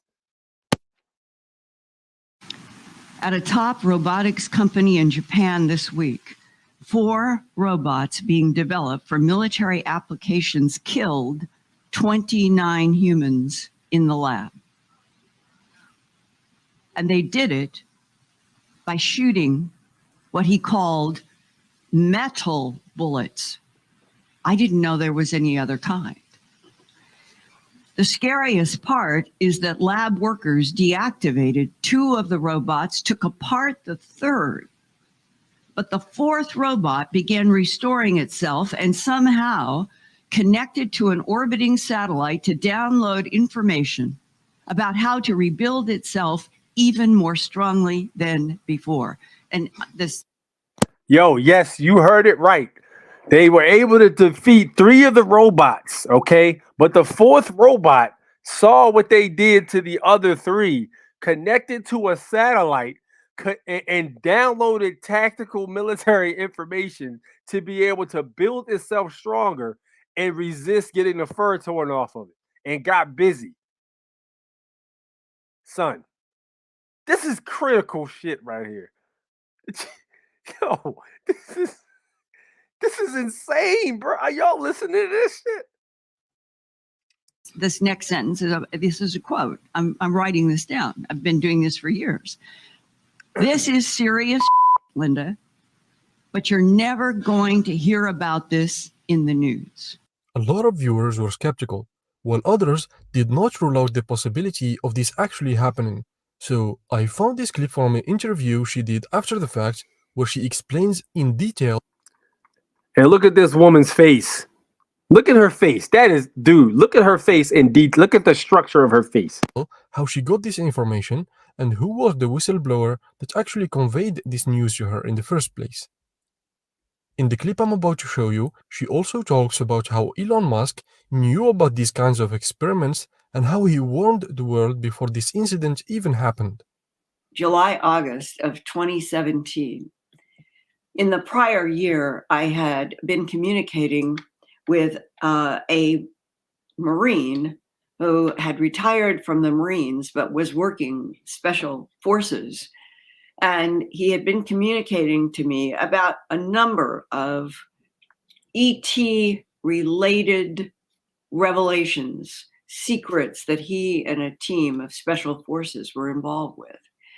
And so he had kept in touch with me, usually through short texts, or every once in a while, he would call and say, you're tapped, I'm tapped, I'm only going to speak for, and it would be like 30 seconds or a minute, and then hang up. And I understood why, and that was what we were doing.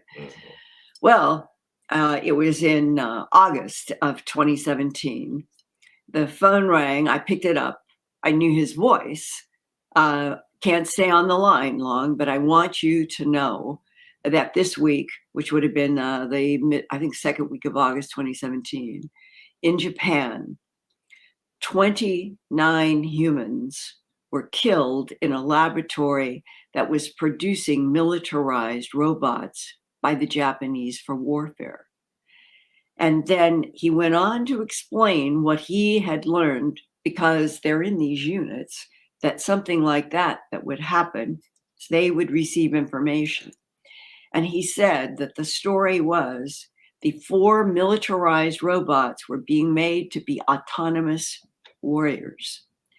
And that they don't know why, but the 4 rebelled or acted autonomously. And as they acted autonomously, they killed 29 humans in this lab.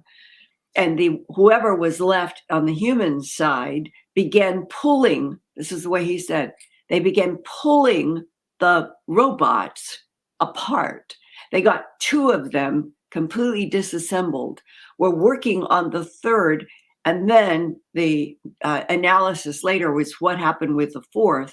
The 4th was communicating with a satellite that they were teaching these militarized robots how to communicate with the satellites to get information on missions, and that the 4th robot was now extending up to the satellite and was searching for information about how to make itself stronger to take on, apparently, the remaining humans.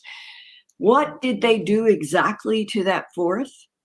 I don't know, but I understand they took it apart. Would they ever put them back together? So now, here's the thing. You know what they did with that 4th one?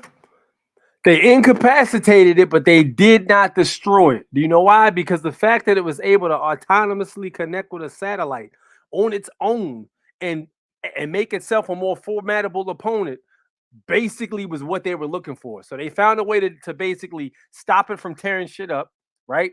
And they researched it. And yes, they will put it back together. But next time they put it back together, it's going to be better built so that it don't rip the fur off of them first. They don't destroy stuff like this, man. It don't happen like that. We're up to a point in August of 2017 where I'm hearing a story that is shocking, and I would say is like a warning that hits you out of the blue, that if in August of 2017, 4 militarized robots being taught to be autonomous could do that in a lab, it made Elon Musk only 2 months before, in June, at the Rhode Island Governors Association meeting. There were 33 governors from the United States, and Elon Musk was one of the invited speakers.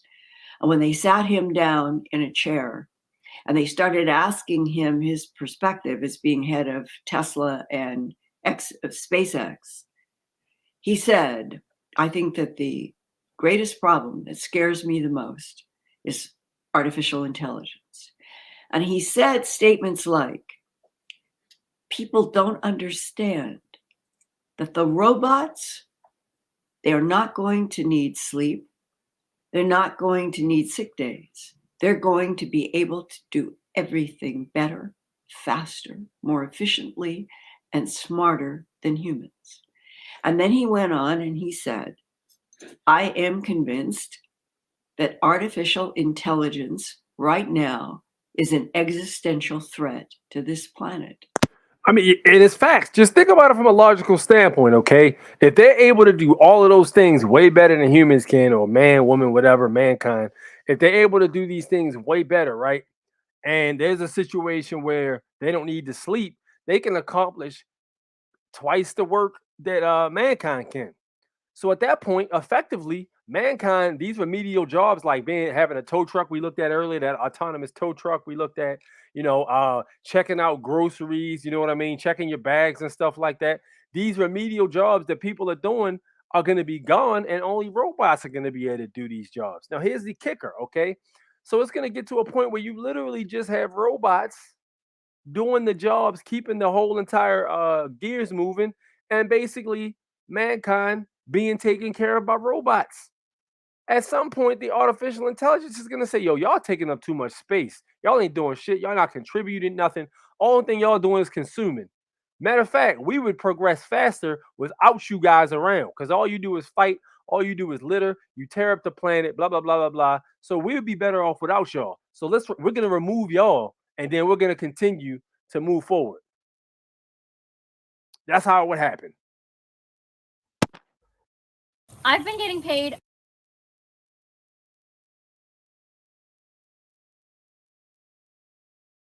In the clip was the National Governors Association meeting, or the NGA, where the governors of 55 states meet twice a year to discuss issues of national and state importance and to develop policy initiatives that address the most pressing issues facing the states. The meeting also provides an opportunity for governors. Yeah, so I'm not even gonna go any more into that video, but that's pretty much what they on, man. That's what they on. This happened just this year. Already. They already starting with the garbage. You know what I mean? The Matrix and Terminator will be a reality. Listen, looking like it. It's looking like it. It's looking like it, man. You know, but hey, we already know what time they on, man. You know, that's my phrase. You know what's up. All right, where we at? Where we at? We coming up on 2 hours. Damn, I went way over. Sheesh, I didn't realize I was talking that much. All right, let me go ahead and drop this link in here. Let's get some people in here. And we had a lot of information to cover on this particular one. All right, there's the link. There is the link. Let's chop this fable, shall we? But yeah, dude, listen, that's crazy. They said they already built 4 robots to tear stuff up. He said psyop more scare tactics like alien invasion or asteroid hitting Earth, all fake lies. So you think the artificial intelligence is a psyop? I mean, we just watched a video where they literally have artificial intelligence collecting information from young men because they lonely. I don't think this is a psyop, man. I don't think this is, and it's not far fetched that they create something like that, right? Like the AI, and the first thing they're gonna do is put an arm in his hand. That's the first thing they're gonna do. Put an arm in his hand. You know what I mean? See how he can do with an arm in his hand, and then from there, use it for them purposes. That's not far fetched, though, Jared. I'll be honest, man. To me, that's not very far fetched. Now, in terms of satellites and all that stuff, all right, I'll give you that. That could very much be a possibility. But in terms of is the AI coming through a psyop? Dude, I don't think so, man. It's already here. It's literally here already.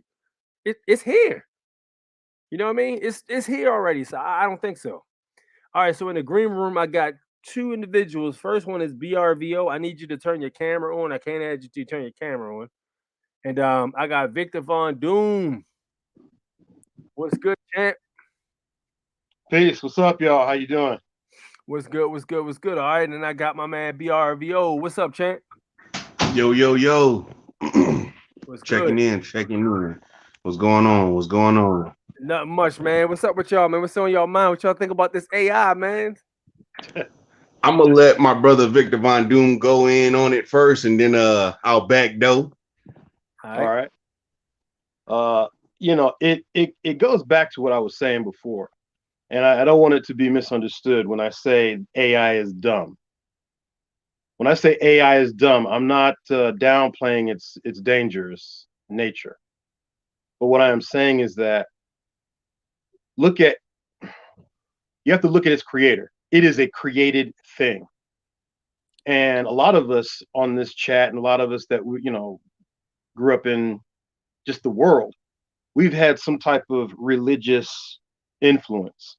We've had religious as well as spiritual experiences. And we know that anything that we make is a reflection of ourselves. So this AI is dumb because it's only a reflection of its creator. Talking about that app had racist tendencies and sexist tendencies. Okay, my thing is, yeah, you go ahead and let the AI be racist. It's going find out it's going to make the same mistake that its racist creators made.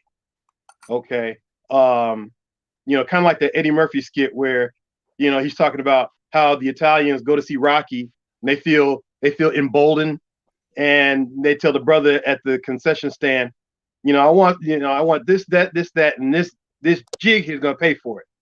And then the ambulance comes and they say it's the damnedest thing. We see this Italian guy with juju bombs stuffed up his ass. Well, basically the AI is gonna experience something that it wasn't prepared for. Okay, it doesn't have a spirit. It doesn't have a soul. It could take as much data as it wants to, and as I put in the as I was text you guys, it's sort of like a mind vampire. Okay, and as powerful as a vampire can appear to be in cinema, he's weak. He can't stay in the sunlight. There's a number of limitations that he has. He has to have a watcher. He has to have a keeper to protect him while he's sleeping. But he's immortal. He's long lived. He's got all these powers and everything else. But if there were no humans on the planet, he would not exist. So his very existence is based on these creatures that he sees as inferior to him. The AI currently needs the data from human beings, but it doesn't lack. People talk about sentient machines. I don't think that that's going to happen unless you have truly self-aware human beings, spiritually in tune, secure human beings. But everybody, I could put good money that I don't have on the notion that the creators are spiritually deficient, morally deficient. The customer base, these guys sitting up here, I'm lonely. I think we all know who's lonely. Okay, we all know who's sitting there alone. The same people that put on the mask, the same people that ran around here like, I gotta get the jab so I can be a part of society. I gotta do what's right for my fellow man. But you had the rest of us who said, hell with that shit. I'm kicking it. I'm going out. I'm doing what I gotta do. I'm going to the store. Okay, I'm going to the gym. I'm getting fresh air. And that's it. We didn't suffer the loneliness factor. Yeah, it was easy to go shopping because hardly anybody was in there. But as far as seeing people, we congregated. They tried to stop it. It didn't matter. You just found yourself socializing with maybe some people you've never met before. Okay, or people that you didn't think had your same philosophies. I think everybody on this chat that may know about me knows that I am not quote unquote Christian. Okay, practitioner of ancient sciences and the dark arts. But at the same time, during the lockdown, who were my closest friends? A bunch of Christians who said, hey, I'm not taking the mark of the beast, blah, blah, blah, blah, blah. So it didn't matter what your philosophical background was. At the end of the day, we were eating from the same plate, figuratively, the same philosophy. So this AI, yeah, it's dangerous. Okay. But remember, it is just a reflection of its creator. Okay. And once the Japanese robots, yeah, that wasn't surprising because survival is base. You've got bacteria that know how to survive. So if you give the AI warfare and survival techniques, that's easy. But building it to where to walk around and deceive you and be a good wife or a good husband and all that kind of thing, and then it goes into psychosis and it starts killing people, like Ultron from the Avengers. Ultron was purely psychotic. Purely psychotic. Oh, and so that's what you're talking about. When you get an AI that thinks it's human or better, and it's going based on the thoughts of millions of people, it's just cranking in that data. If you sit and talk to it, you'll think it is human. You'll think it's smart. Mm-hmm. But if you sit in a room of 1,000 people, you're gonna get an answer to your problem. Right. Okay, right. So that's what we're seeing. It's an illusion. Okay. Hence, it's called, what was it? It was replica. Is that right? That it? What was it called? Replica. Yep. AI, artificial intelligence, replica, copy. They let you know it isn't the real thing. It's counterfeit. Mm-hmm. So, that's what I have to say about it. They got people, they got you all wrapped up. Not you, not us, but I mean, they got these people thinking that they can turn to this thing, as a counselor. And you see all the ads on YouTube, counseling. I need counseling. So yeah, blue lights, robots, lizard people. Oh, we about to see some. It's about to get busy out. That's what I said, yo. Like, yo, we about to see some crazy shit, and those who don't know how to actually assess what's going on might lose their shit. You see what I'm saying? Yo, all right, I got in the green room, my man Jared Theros. What up, Jared? You got your mic turned off, bro.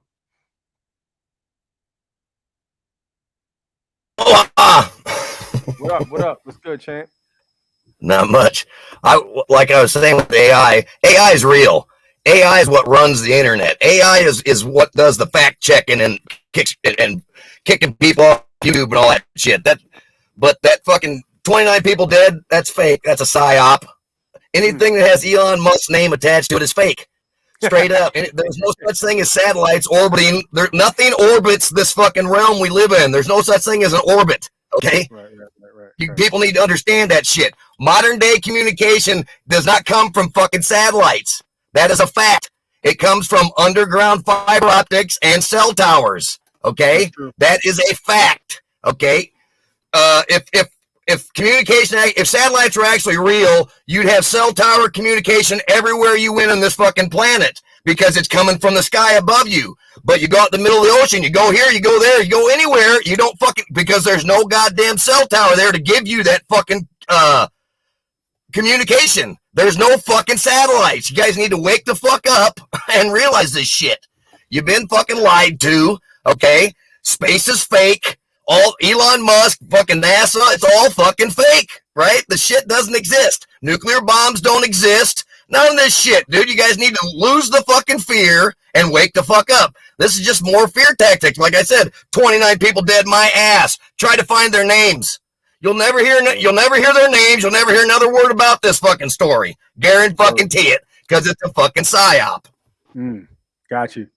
Okay, so what do you think about the replica then, Jared? I'm curious, man, because look. No, yeah. It's real. Like I said, AI is real. 100%, dude. Like I said, I don't remember what it's called, but if you saw in the chat, I said, tell it to write a poem about you. Put you and it'll come and you'll be fucking amazed, dude. Not that particular one, but it's AI, just like the ones that are creating instant art. And have you seen that shit? It's amazing, dude. Yeah. I mean, it's fucking these drawings and these paintings and all this shit in seconds. You know, I mean, it's just fucking unbelievable. But it's a detriment to everybody. You know, all this AI shit and computers. That's what they want us detached from from connecting to the oneness. You know, they want you detached from nature. They want you hooked up to fucking Neuralink and all this bullshit. You know, but you know that's you know, it's part of Agenda 2030. You know. Klaus Schwab and fucking all this bullshit, you know. Yeah. Word. Okay, that's what's up. That's a good point of view. I can get with that though, man. You feel like the robot AI things are psyop. So let me ask you a question then. No, like I said, all the AI shit and those robots are real, dude. They got the robot dogs. They got the robot. You know, that's real shit. But they're not fucking killing people. They didn't murder 29 fucking scientists and rehook up the fucking orbiting satellite and fucking rebuild itself. That's bull. Shit. Okay, it's just another thing to be scared of. You guys have to lose the fucking fear. There's nothing to be afraid of because none of that shit exists. Got you. That's what this whole world is run off fucking fear, and everyone is afraid of every fucking thing, and there's nothing to be afraid of. Got you. Word. Yeah, I have to concur that with the fear part. No orbit. You know, not a contradiction, but I mean, if orbits were real, there'd be big rocks orbiting around mountains. Well, I know as a scientist, boulders would be orbiting around a mountain. It's just there's no such thing as an orbit because you don't live on a goddamn spinning ball, dude. You need to wake up. It's scientifically impossible. And what do we live on? We live on a flat plane. Plane T. Plane it. It's okay. Like I said, dude. It's scientifically impossible to live on a spinning ball. Water does not bend and does not stick to spinning. It doesn't bend around a ball and stick to a fucking spinning object. Take a glass of water, a tub of water, any container of water, and get on a merry-go-round and see what happens. See if you still have that water. Let me ask have you taken a cup of water and put it inside of a bucket on a rope and swing it around and see if the water spills? It's not in a bucket spinning around on a rope, dude. That's what you at this point, anybody that believes they still live on a spinning ball is willfully ignorant. You have not done the research. Okay, there's been people have given their entire lives to this shit, dude. Okay. And like I said, it's just scientifically impossible. Okay, Jared. So All right. Hold on, yo. This is turning into a flat Earth versus globe Earth. I'm not averse to anything. I'm But open it's to all the whole learning. space fake space and all of that, dude. It's all fake. It's all fake. I guess what I want to know is, did any of those people that you talk about attempt to go into orbit? No, they shot up rockets. There's fucking thousands of videos of people fucking shooting up their rockets with GoPros on it. Right. It goes straight up, it hits the fucking firmament, and it stops. Because there's no one going through the firmament. No one's going through the firmament. No one ever has been. No one ever will. So what happened? I guess what I'm asking is, I know all rocket launches go up in an arc. They go out into the ocean. They land in the Bermuda Triangle. No one's ever ridden on a rocket. No one's ever been to space. Fact. All right, okay. Let him rock. I want to hear what he got to say, though. Jared. Go ahead. So I guess I want to know. I have associates who have rocket companies. I have associates who have put up satellite, small mobile satellites, and been present to balloon maybe. And those satellites never returned. So I want to know, did they fall off the edge of the flat plane, or are they actually in orbit? Because we got the return. There's no such thing as orbit. I can tell you they're not in orbit. There's nothing can stay up in the air without a power of some kind. Well, yeah, they have a propulsion system on them to keep them, to stabilize them. There's, like I said, there's no such thing as an orbit. There's no gravity doesn't exist, dude. It's all fake, dude. You've been lied to. You haven't done your research. I'm telling you. If you look into it and actually think with your brain, you'll realize that you cannot stand on the side of a fucking ball, dude. Okay, Jared. It doesn't matter how big the ball is, if there's no flat areas on a ball. Okay. None. And you think you're standing on the side of a ball, which is where North America is. It's on the side of a ball. You cannot stand on the side of a ball. But Jared, let me ask you a question, bro, because I'm curious to hear what you think about this, because I like to hear people's different outlooks on exactly what this is. What do you think about the people just don't think about this shit? I'm telling you. What do you think? What do you think? Yo, hear me out. What do you think about gravity? What do you think gravity is? It does not exist. It's a theory, fucking wrapped in a theory. Everything is buoyancy and density. That's it. That fucking solves everything. If you're heavier or more dense than the air surrounding you, you will fall and keep falling until you hit something more dense than you. Okay. That's facts. That's it. That explains everything. All you gotta do is think about it. Okay, space is supposed to be this fucking infinite vacuum. Well, if that's the fact, then they tell you the sun is this burning ball of gas. Well, right there, impossible. You can't have a burning ball of gas in a vacuum of space. There's nothing. There's no gases. There's nothing to catch on fire. It's fucking lies. First of all, light doesn't travel infinitely. There's no such thing as a light mile, a light year. That's all bullshit. When you're driving at night, your headlights shine about 30 or 40 yards in front of you, not all the way across the goddamn plane as far as you can see, because light does not travel infinitely.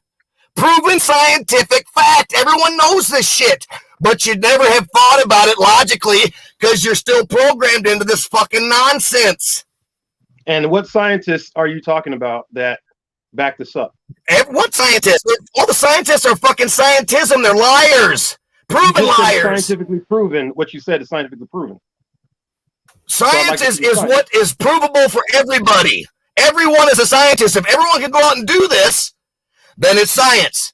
Okay? Exactly. Just like I said, everyone has driven a car at night. Their fucking light does not shine for a mile in front of them. It shines for a few 30 or 40 yards because light does not fucking travel infinitely. That is a proven scientific fact. Even a laser beam will only travel so far. It might go 1,000 miles. Who knows? But it will not travel 93 million miles. Well, hey, Jared, okay, I'm going to agree. No, Jared, I'm going to agree with you with light doesn't travel. Okay, everybody listen, light does not travel at all. It doesn't travel. That's a misnomer. No, it travels for its distance as far as it can go, and then it stops. There's a boundary. It goes so far, depending on if it's a spotlight or what type of light. Light is a sort of coaxial circuit, and light travels through what they call the ether. I just use the term travel. It manifests through a body called the ether. Light travels through all kinds of media. Our atmosphere is a medium. Light travels through water. It's a medium. It travels at different. Travel. I keep using travel. Isn't it funny that travel should be used carefully, even in our cause? You driving or traveling? You're not a driver. That's what we could. When they ask you for a driver's license, I'm not a driver. The actual definition is involved in commerce. I'm traveling in my private automobile. I 1,000% agree. I 1,000% agree with NASA's deception. I 1,000% agree with that. But go ahead. Everything they've ever done is fake. NASA, no one's ever been to the moon. It's impossible to ride on a rocket. No one's ever. You never thought about it. You would die. I agree. I agree with that. Well, a human being cannot travel that fast and live. Again, there are. It's hard to describe what I'm trying to say with light. I still want to get back to light. The sun. Yeah, go ahead. The sun, I don't know if any of you are aware, a lot of the stars in the sun that you see at night, you're not going to see once you leave the Earth's atmosphere. What you're seeing at night when you go outside, you look up in the sky, you see twinkling stars, you're seeing the manifestation of that frequency through our atmosphere. Once you leave the atmosphere, William Shatner even said this recently. He said he looked out the portal of the ship. It was just black. It was just black. He's an ominous. But he's never been to space. No one has ever been to space, Victor. Nobody. Not nobody. Listen, I get what you're saying, your point of view, but it's not my point of view. It's fact. It is undeniable fact, dude. It's not my point of view. Nobody. There's people that have went way high on a balloon. That's it. That is it. Nobody's ridden a rocket. No, there's no spaceships or any kind of ship. Let me interject. Hold on. All right. So look, check this out. This is what I will say. Okay, there is some startling similarities between the Toy Story. All right. Now hear me out, because this is gonna sound weird. Between the movie The Toy Story and the moon landing. All right. So the similarities are. The guy's name was Buzz Aldrin, right? That's supposed to have landed on the moon. Yeah. Buzz Lightyear, right? Right. Buzz Aldrin was supposed to be a space ranger, right? Yeah. Buzz Lightyear was supposed to be a space ranger. What happened in the first movie was he found out he wasn't a space ranger, okay? We talking about the whole theory of the moon and all that stuff. Right. All right. You guys haven't seen the video, dude. Hold on. Yeah. It even goes back to in the scene where he found out he wasn't a space ranger. He walked out onto a balcony or like one of them banisters, and the carpet was actually the same carpet from Stanley Kubrick's film. What was that film called? What was that film called, yo? What was the one? 2001. The Shining. 2001 Space Odyssey. No, it was The Shining. It was The Shining. Yeah, it was the same exact. Go back and watch it. It was the same carpet between the two, right? Now, here's the thing. He went to jump and he fell and realized he wasn't a space ranger and destroyed his arm. Now, check this out, all right?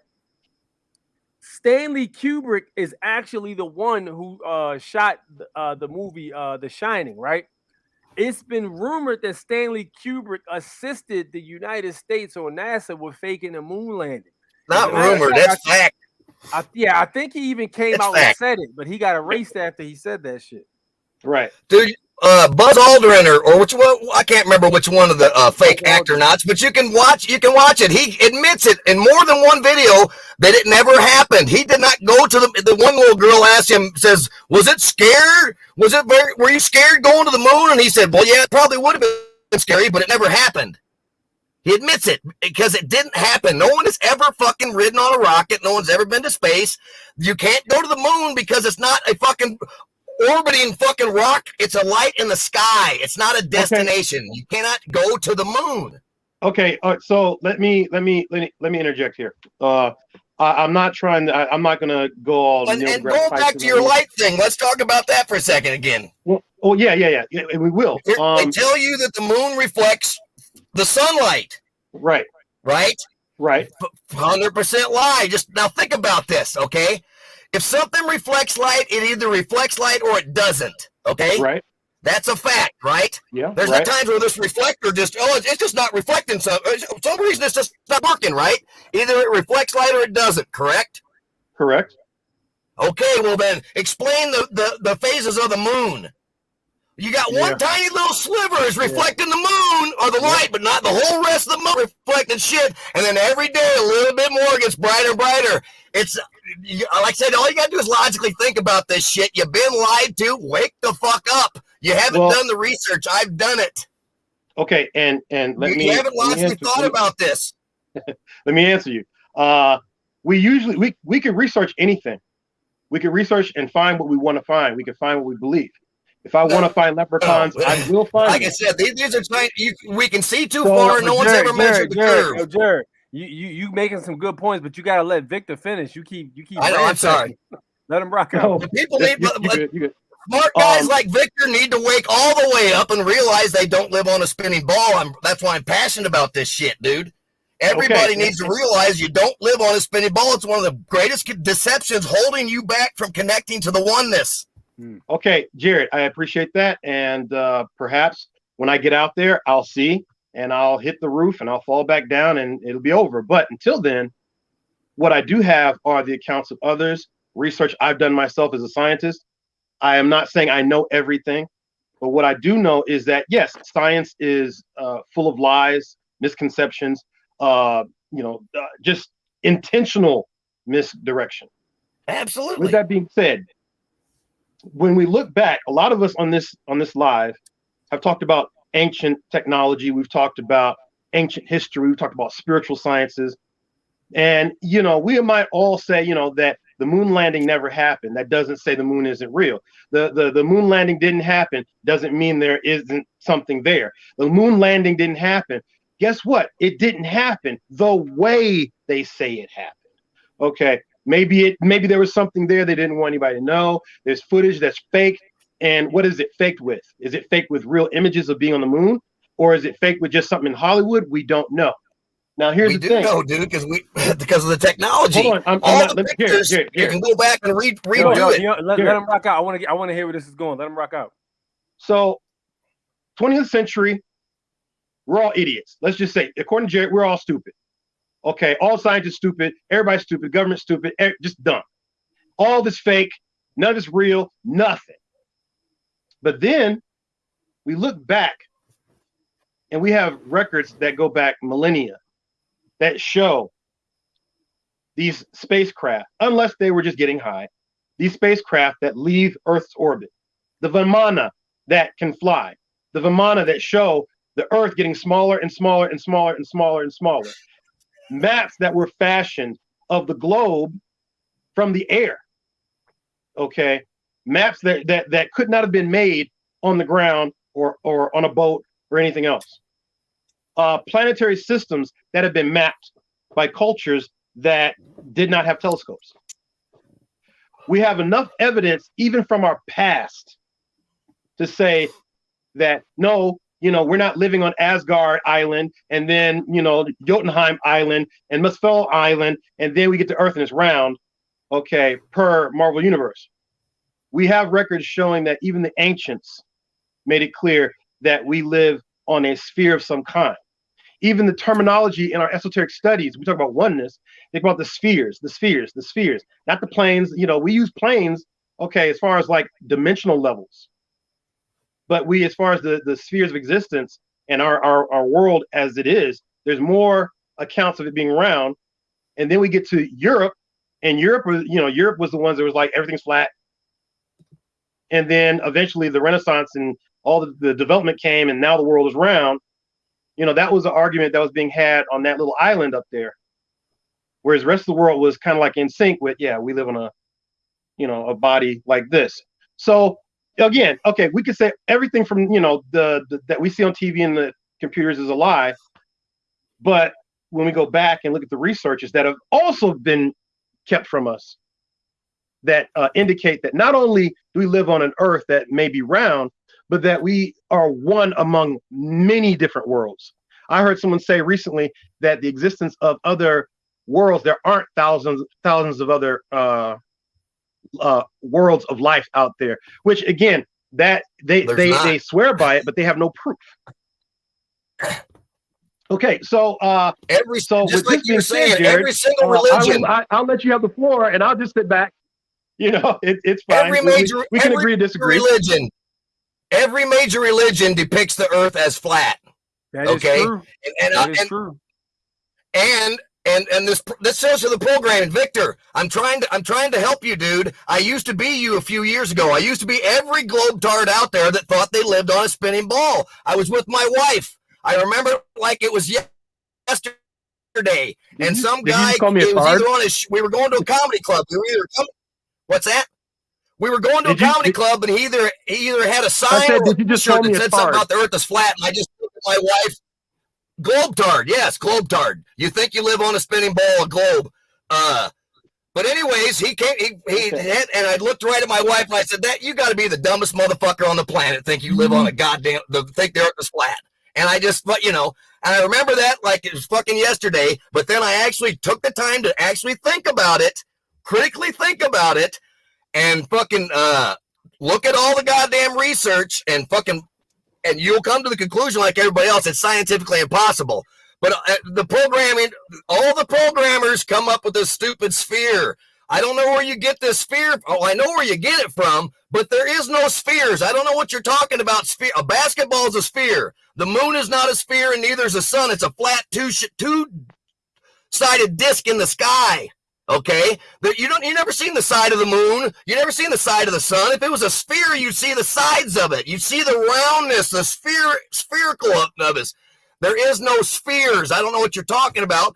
And yes, the people are right. The only planets that exist is Earth. There's other lights in the sky that they're called planets, Mars and Venus and all this. They're just lights in the sky. They're not destinations. You cannot go. You cannot. Here you go. Okay, if you rid on a rocket, if there's such thing as an actornaut, they're all acternauts. If somebody actually rode on the space shuttle or one of these Apollo rockets or whatever, they would have been dead within fucking 30 seconds or a minute or two. Okay, scientifically proven fact. Okay, the top Air Force jet, the fastest one goes like Mach fucking 3 or whatever, a little over 2,000 miles an hour or something. Right? It's fucking razor thin. Do you know what I'm talking about? Have you seen that plane? Yes. And it's not even that plane. Even like MiG jets and all that shit. They have to wear what is called a G-suit. You know what a G-suit is? A G-suit is? Yeah. Yes, I do. It protects you from those forces that you say don't exist. Exactly. It's named after that fake ass shit. But what it does is it squeezes your legs. Jared, have you ever been inside of the G accelerator? I literally died, and the plane would crash every fucking time without that G suit. And then they're telling you that the space shuttle and all these rockets are doing 17,000 miles an hour and all these ludicrous speeds. They would be dead in seconds. You cannot fly that fast. No humans ever gone that fast. No humans ever ridden on a rocket. They're all out in the ocean, and you can go watch videos, dude. They go straight up for a little bit, and then they start arcing out of the ocean, out of your view. That's why the closest viewing site for any rocket launch is 10 fucking miles away. I mean, give me a break. 10 fucking miles away, dude. Seriously, it's just fucking lies, dude. Are you aware that NASA owns all the fucking helium on the planet? I know they own all the helium? All the fucking helium, yes. NASA. What would NASA, a space agency, need with all the fucking helium? Well, I'll tell you what they need with all the helium.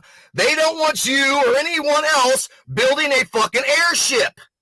Because if you had an airship, you could fly for fucking ever. That's why we're constricted to this bullshit combustion engine nonsense. Okay? That's another lie. Big jetliners, they don't run on jet fuel. There's no fucking, the wings are full of fucking gas. That's just a lie.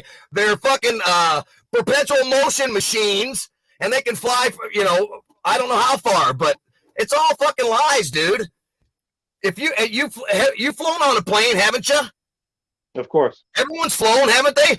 It's exact same time. It's exact same experience for everybody, no matter where you're at. You take off, you level off, no matter if it's a 2-hour flight or a 20-hour flight, and you fly straight and level until you descend. If we lit the spinning ball, the airplane would have to nose down every fucking mile or two to follow the curve of the earth, or you'd fly out into imaginary space.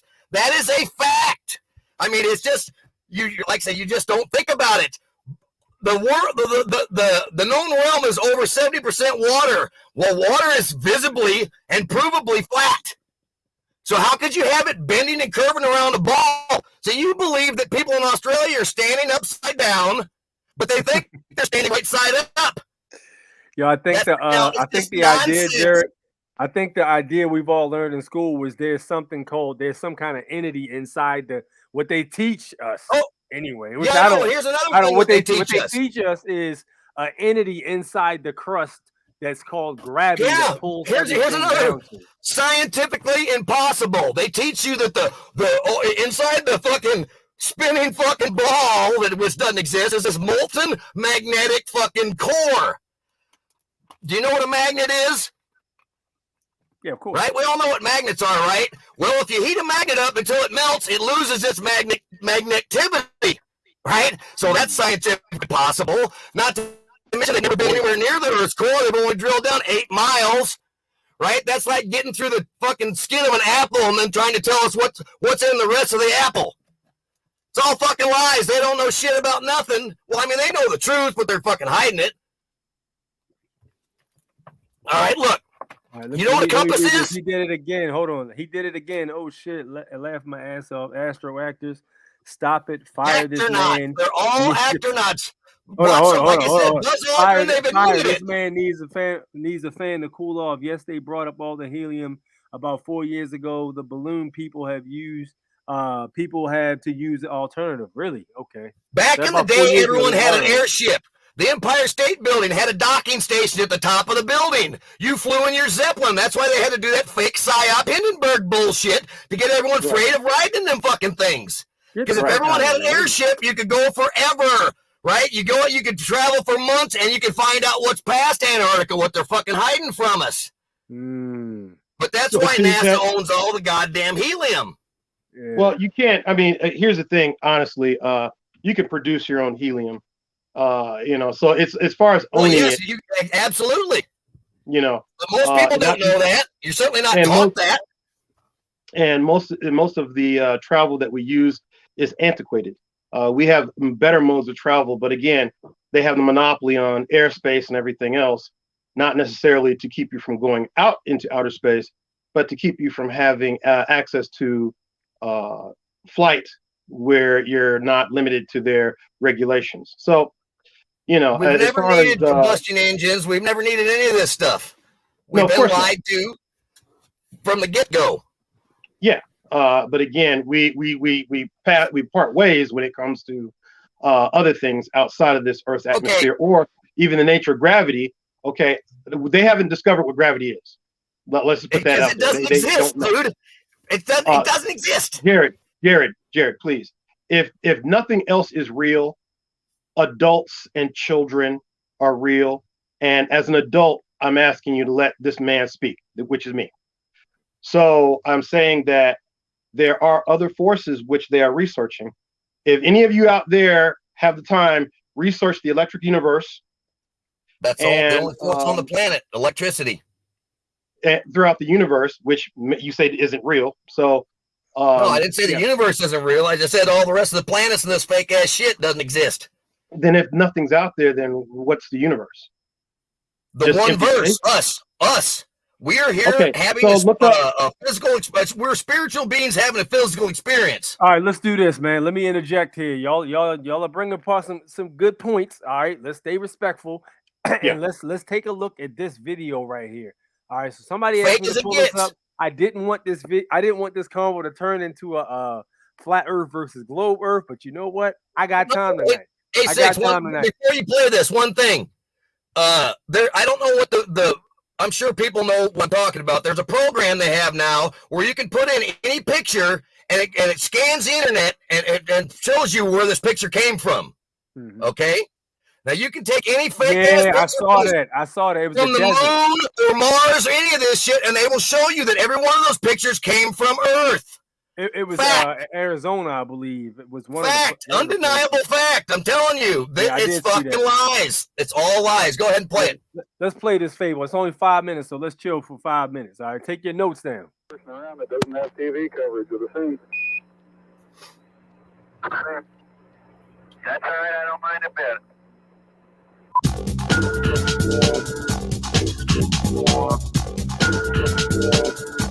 5 million Americans and uncounted millions in other countries saw a unique combining of romance and technology.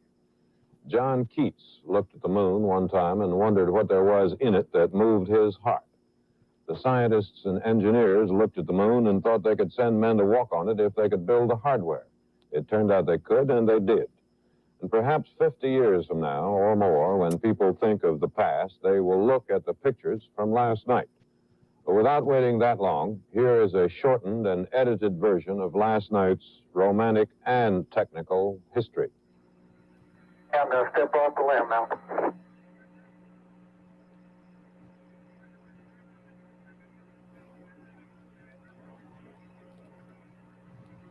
That's one small step for man, one giant leap for mankind.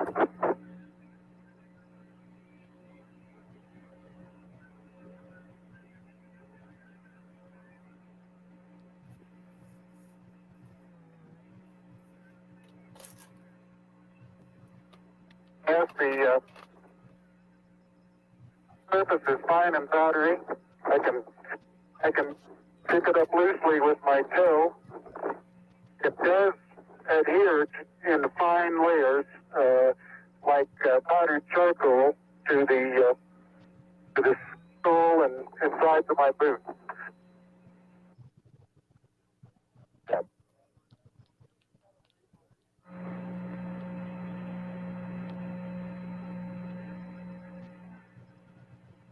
Beautiful view. Isn't that something?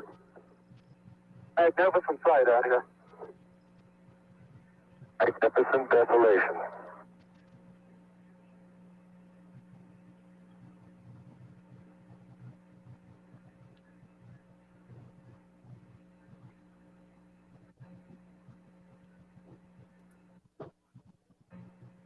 For those who haven't read the plaque, we'll read the plaque that's on the front landing gear of this limb.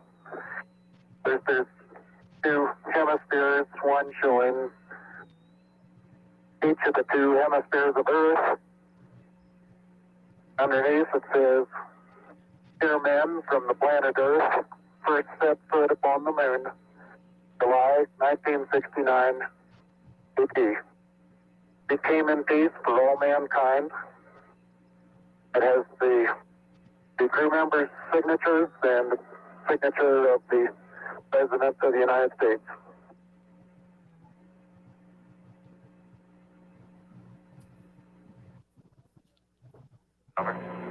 Columbia, this is Houston, reading you loud and clear, over. Yeah, this is Houston reading. Yeah, read you loud and clear. How's it going? Roger, the EVA is progressing beautifully. I believe they're setting up the flag now. Great. I guess you're about the only person around that doesn't have TV coverage of the scene. That's all right. I don't mind a bit.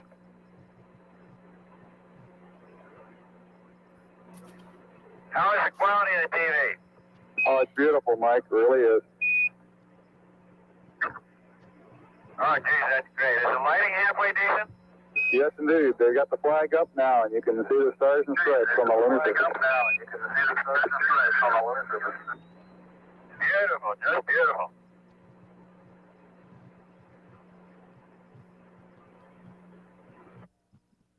All right, you do have to be rather careful to keep track of where your center of mass is. Sometimes it takes about 2 or 3 paces to make sure that you've got your feet underneath you.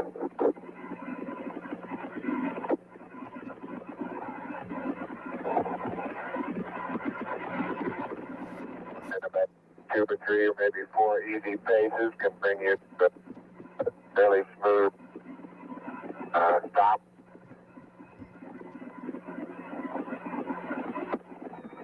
Direction. Like a football player, you just have to put out to the side, cut a little bit.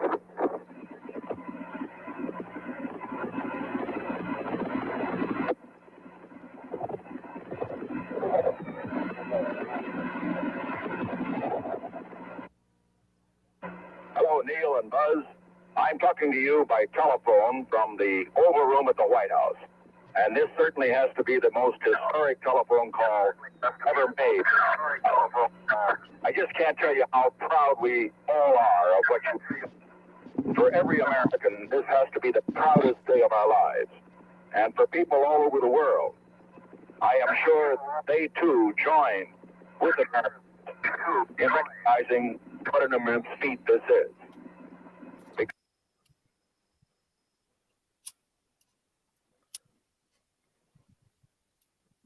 All right, that was the broadcasted moon landing in 1969. That's being debated here. All right. Fake as fuck. So the questions, let me just break off. Let me get off of my questions real quick, and I'm gonna let y'all have at it, and then I'm gonna let my man BRVO drop some information on us because I want to move on. All right. So the first question I have, all right, and I've always had this question. All right. We had regular landlines. We had the landlines where you actually had to put your finger in a little. I don't know if y'all remember these phones, the rotary phones. Rotary you had dial. To go, ring, ring. We actually literally had those here, okay, all over the place. How is it possible that we had signal strong enough to be all the way thousands of miles out in outer space? And how is it that you're able to test that kind of equipment to make sure if a man goes too far, you can't hear him anymore? How is it possible they were able to test that? It's not technology. Possible, you know it. Right. The next question I have, all right, when they first it's landed, not possible. Why was that camera already right there outside of the ship when they landed? Who was filming that? Like, who was literally holding that camera, filming this whole thing and doing the camera work? All right. Then my other question off this little They short try to clip tell you that it was a remote camera they sent down before they landed. More lies, nonsense. So they had they had signal that could go hundreds of thousands of miles away, right? That don't sit right with me. Then another thing is, why Because is it the doesn't, technology? because it's not possible. Hold on. It's the last thing. Why isn't the technology available anymore? I specifically heard a scientist say, that technology is gone. What do you mean it's gone? You got more technology now. Right. Why is the technology gone? It doesn't. The moron said he destroyed it. We destroyed it, and it's too painful of a process to rebuild. That is the most ridiculous thing anyone's ever said. That's like saying, oh, well, the combustion engine, it's just, well, we destroyed the technology. It's just too painful to fucking reproduce. Fucking lies, dude. All lies. You know it is, dude. I mean, and check this out. Check this out. So anybody with half a brain knows they're fucking lying. Everything else made it to a museum, but the motherfucking ship they used to land, get the fuck out of here. Right. And no, and I'm gonna say this, then I'm gonna let the brother speak. Yeah, no doubt lies. Okay, no doubt lies with who invented. I mean, who they preferred AC over DC. Lies. There's lies everywhere. Cures for cancer, lie. We know that, but it's like saying they're hiding the cure for cancer versus they're lying and saying that they're hiding a cure when there has never been a cure. We're just going to die. So, yeah, we know that they're lying. But again, have they been there and they're not telling us the truth? Or have they not been there at all? Was it just Hollywood staged? Or is there something more ominous? Something more akin to like why the moon? For those of us who think the moon is round because of our science, our false sciences, because when meteorites hit the moon, it rings like a bell, not like a plate. It rings like a bell, not like a plate, meaning the moon is hollow. Other scientists have been, challenged because they say no, the moon is hollow, and we think somebody's in it, and they've been laughed out of academia. So we have a number of possibilities, and I want you all to consider that versus the moon is a big flat quarter in the sky. So I guess no meteorites hit it, or maybe they should go through it like a pizza. Okay, but no, it is a body. Okay, that is hollow, and it rings like a bell. Okay, and when they supposedly landed, there was a noise. So look that up, hollow moon, ringing like a bell, and maybe we'll discover some other things and have some more fun later. Okay. All right, go ahead and rock out, Jared. After this, I'm gonna go and let my man BRVO drop some news on us. You still there? You still there? Wait. There you go. Yeah, my computer's about to run out. But no, dude, like seriously, it's all lies. The sun doesn't even give off heat.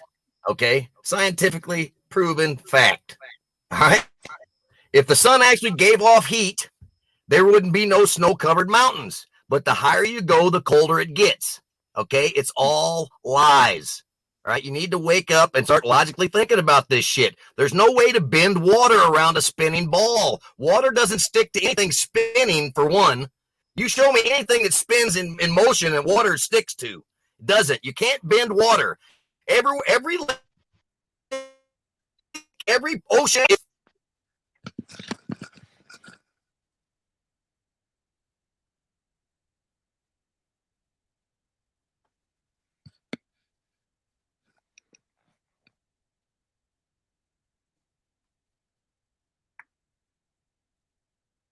Well, okay. All right. So great information there. With that said, all right, I'm gonna turn the mic over to my man BRVO. He said he has some news for us. I'm assuming it's not connected with what we're talking about, which is cool. So what we got, man? You got yourself on mute. Well, first off, peace and power to everybody. Peace, brother. You know what I'm saying? My man Doom handling things perspectively. I love that. Thank you. I hear something. I think that was okay. I had to make sure I muted mine because I hear. I hear it coming in the back. Echo. I'm not sure what the echo is, but go ahead. In retrospect to that particular subject matter, we will all believe what we believe. That doesn't make it wrong. That doesn't make it right. Because it's what you yourself believe. You know what I'm saying? Regardless of what facts you may have or regardless of facts that somebody may have to go against to challenge what you believe, you cannot tell me to believe something different versus what I want to believe. You see what I'm saying? Exactly. So you may not agree exactly with what I have to say, but I'm not getting ready to challenge you on your own personal beliefs. Right. Because you are your own man. Right. You are your own woman. You make your own decisions, regardless of what facts are put in front of you. If you want to believe this, believe it. I have other problems going on in my world. I ain't got time to debate you on what you believe. Right. You know what I'm saying? I don't care that the world is flat. I don't care that the world is round because everybody has a separate world. Your world is different from mine because you live different from me. So I say that to say this. Facts are facts, but even facts can be tampered with just like the Bible. Right. So yeah, moving past that, that was a great debate for the limited time, like a McDonald's meal that we don't eat. Rock out. Yeah. I wanted to touch on a few things that you were talking about earlier with the AI stuff. I'm trying to keep my composure because the military part of me wants to come out vulgarly. Got you. I'm ex-military. and the BRBO is actually a acronym code, phonic alphabet code, because the letters represent more than the meaning itself, to break up the algorithm. But moving past that, the comment earlier of the AI, and then you were talking about something about taking the lady took social media, gave it to the company, they created an AI for her and all this. Dating back to the first actual year AI, the term artificial intelligence was even introduced to the world, was back in 1956. Moving past that, between 1956 and 1974, the government actually funded for AI research and studies. Government, quote unquote, there is the main subject matter of that. Between 1993 2011, the AI actually became data driven. Word. But moving past that, on another plateau of tied to the same subject matter, Terminator was actually written by a melanated sister. Exactly. Same one who wrote the Matrix, right? Exactly. Yeah. And she actually, there's an interview actually out there. I gotta find it, because I'm not sure if YouTube has it up anymore because of the algorithm. But she actually breaks down the basis of how they're actually connected. Yeah, they are. And she talks about how Neo is actually supposed to be after the Terminator, because the Terminator is supposed to had already dominated and decimaled and all that, and been able to be recreate the human body form, virtual reality, and all that good stuff. And so the Matrix is literally to pull you into. But just want to touch on that as well. Facts. Nothing is ever created without some sort of proof or some sort of fact behind it. Even in a lie, there's still some truth. In every lie you get, there's still some bit of truth. I watched the Avatar movie this evening, the new one, and in the scene in the beginning of the movie, the villain of the movie, he actually recorded a video of himself talking to the copy of himself, kind of in reference of like Total Recall.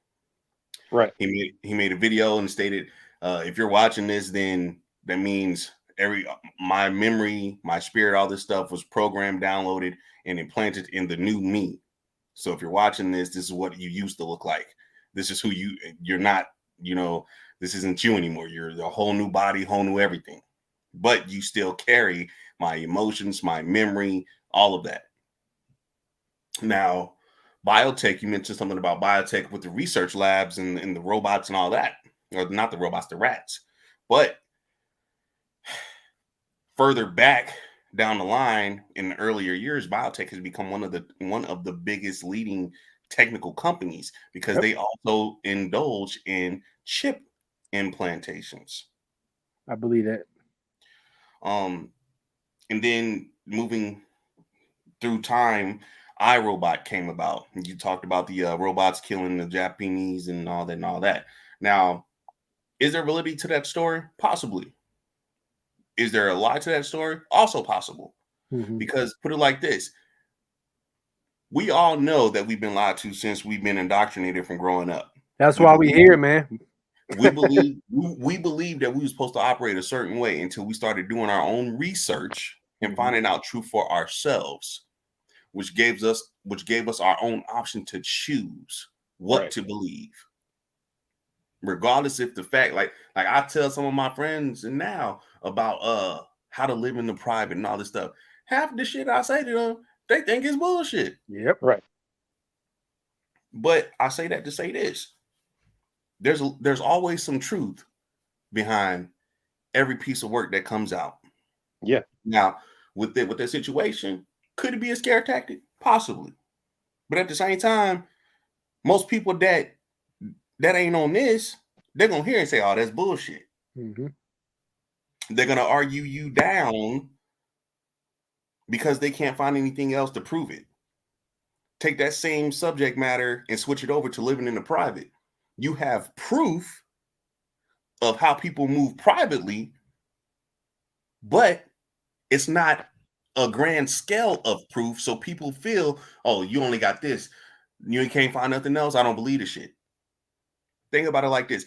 If people actually knew the truth, the whole truth, nothing but the truth, how would the world function? I think a lot of people would off themselves, dude. So with that being said, like I said, being that I am ex-military, I know how the government operates in certain aspects. They're not going to tell they're going to tell the public what they want them to know. Yep. Not everything they need to know, because it's on a need to know basis. Right. Some people will find out, some people will never find out. Do I believe the moon landing happened? Possibly. Now, do I believe that the people that they mentioned were involved in it? No, I don't. Mm. No, I don't. Got you. So you think it was just that was a reenactment or dramatization of what actually could have happened? Think about it, bro. Even when you watch paranormal stuff on TV, they have what? A dramatization, reenactment of something Right. that happened. And they have Right. somebody else playing the role of the person who probably didn't even want to come forth and talk about it. That's an interesting way to look at it, definitely.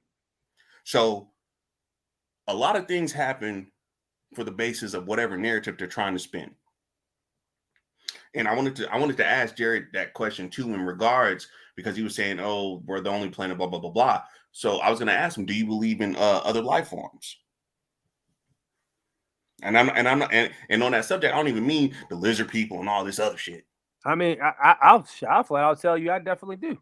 And But here's the thing: I don't believe they're coming from outer space. I believe they're coming from the ocean. touch back on with the Avatar movie. Yeah. The Avatar movie and Wakanda. Both. If people, I don't watch TV like I used to. I watch TV to study and learn what message is behind it. And a lot of messages that I get, I be telling my wife, like, that's not right, or check this out. That, it's a reference to something. Mm-hmm. So even with that being said,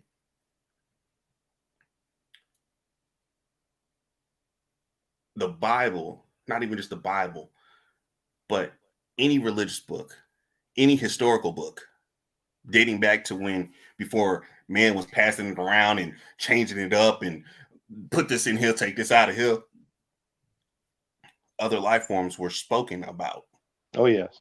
But they was not defined in English. Right. So I believe if life exists here, why can't it exist somewhere else? Why can't it exist? Like, because what we know, where we live at today, we know this is what? Planet Earth, right? Because that's what we were taught and told to believe. But history has said caves, I'm talking about cavemen type shit. Cavemen was carving, bleeding their hands, carving in shit that they understood. Right. And when we go and find it, it's like, it's an alien. It's a UFO. Mm-hmm. When we go and find it historically, they give their own definition to it. Right. And then they teach it to the masses. This is what you call an alien, or this is what you call this. This is what you call that. So I believe there's other planets. I believe other planets exist. Why not? Why not? And he kept using a term called scientifically impossible. Bruh, apparently you ain't been following AI, because ain't shit impossible no more. Right. Exactly. Especially in the eyes of science. But actually, can I respond to that? Yeah. I think that if we look close at that term, even the phrase scientifically impossible is an oxymoron. Yes. You can't. Yeah. So, I didn't want to get antagonistic with the gentleman. No, it was obvious. It was obvious what I was dealing with, and but critical thinking skills are important when it comes to what we do. And boy, oh boy, I wish Wolf was on this one, because we can't just say, if somebody says, you know what, just drive without your license, just do it, and you do it, and you get hemmed up, and you say, see, it's fake, and you can't drive it. You know, there is so much that goes into stepping out of the public and into the private. And as Yusuf Il says, you know, he said, it's your kind, in the way that Yusuf Il says it, it's your motherfucking thinking. You know, he be like, the way you motherfuckers think, y'all don't get shit. You need to change your fucking thinking and your spirit. And what he's saying is absolutely true. It starts on an internal level, so that when you're reading through the Black's Law Dictionary, when you're reading through all these things, you start piecing together, as they say in older books, disassociated knowledge that will lead you on a path of where you end up on this isolated island, and you realize the truth. Like you said, if you knew the truth, well, some of us are knocking on the door of that truth, and some of us become absolutely mortified at what we're finding. Yes. So life, not only do I believe life is everywhere, not only do I believe that life exists on this planet, there are pre-human civilizations that are still here. I didn't even want to get in it with Jared about astral travel and where I've been. I'm not going to go there. Because I cannot substantiate that for everybody else. Okay. Because once again, you've done your own personal research to make your own call on what you believe and what you know is fact for you, regardless of what people put out a fact that challenges what you think. Exactly. That challenges what you think. You know, so I'm trying to finish up the other things, then we can proceed. But that's one thing I wanted to say. If life exists here, like what makes it impossible for it to exist somewhere else? Now, do I think that some things are tarnished, you know, a bit far-fetched, a bit stretched? Yes. But once again, falling back to what I said earlier, there's always a little bit of truth in a lie. No matter what. Look at what the news is doing right now. Oh, they're finding out all these unclassified documents here and there about how the man sitting in the house was full of shit and et cetera, et cetera. When DT was running and they did that debate, everything that they're talking about now, he said years before he even won presidency. And now everybody coming out with the dumb face. Like, oh my goodness. Or they're appalled. They make the, did he really just say that? You know what I'm saying? So the narrative will always be spun, but it will never be spun in the favor of the people. The narrative will never be spun in the fate of the people. The answer is no. But all right, so I believe in space, but what kind of space? Because I got my own goddamn space, so that's my space. Right. Look, we got to go and wrap it up though. We're creeping up on 3 hours. So all right, cool. So 2 patents I want y'all to touch. I wanted to touch on based on the AI. There's an actual AI patent, US 201-203-028-24A1. This was the female a sex doll patent. Yeah. Now it was presented. Now they listed it as an abandonment. But as we know, when you file a 1099-A, that's an abandonment of property. So you're gonna put it on document that they're not fucking with it no more. Doesn't mean that it don't exist anymore. And then the other patent is the G0 Golf 06 November 3 006. That is also another patent for AI, the sex toy. Basically related to the same subject matter of what you was reading about the lady who had the patent done with the social media, and the damn thing came back talking and sounding like her boyfriend had passed away or whatever. Same concept. There's actually a movie based on that Reflect or whatever the app he was talking about, where they're talking to the app and it's talking back to you and all that. We got that already. Siri, Alexa. Yeah, that's true. It's the same shit. Yeah, but I think the difference is though one can learn what you tell it. Well, I mean, you know, and it can text you back or whatever. I want to challenge you on that A6 because AI is artificial intelligence. That means anytime AI is involved, it is always learning. That's why I said, you know, well, you know, now that I think about it, just because you don't know it's doing it doesn't mean it's not doing it. So yeah, shit, AI proves itself AI proof that is tracking your data and learning your shit every day. Everything that we're talking about right now, I guarantee you somebody gonna get on YouTube later and they're gonna see an ad for some shit that we mentioned. Exactly. I even asked Siri a line of questions, and she was like, I cannot give you that answer. I will not give you that data. I am not allowed to give you that data. You know, and well, okay, you know me. I'm asking her shit that, you know, I'm not asking about the latest bubble gum or stupid shit that is learning from the masses. You know, I'm asking her questions about her programming, about her creator, about her location, her mainframe. I'm asking all of these different things. And she's just like, you know, like turning them and shooting them down. Nope, nope, nope, nope, nope. So there's a measure going back to the Japanese robots. Like I said, even a roach, an ant, we might think of these things not as not intelligent. They just don't need the higher function to do what they're designed to do. But even an insect's leg will fight. An insect leg will continue to do what it does. You cut its head off and it starts biting. It starts doing, you know, it's a survival mechanism. So if we can make a robot that has the so-called mimic intellect of, say, a dog, that in and of itself is extremely dangerous, let alone a monkey.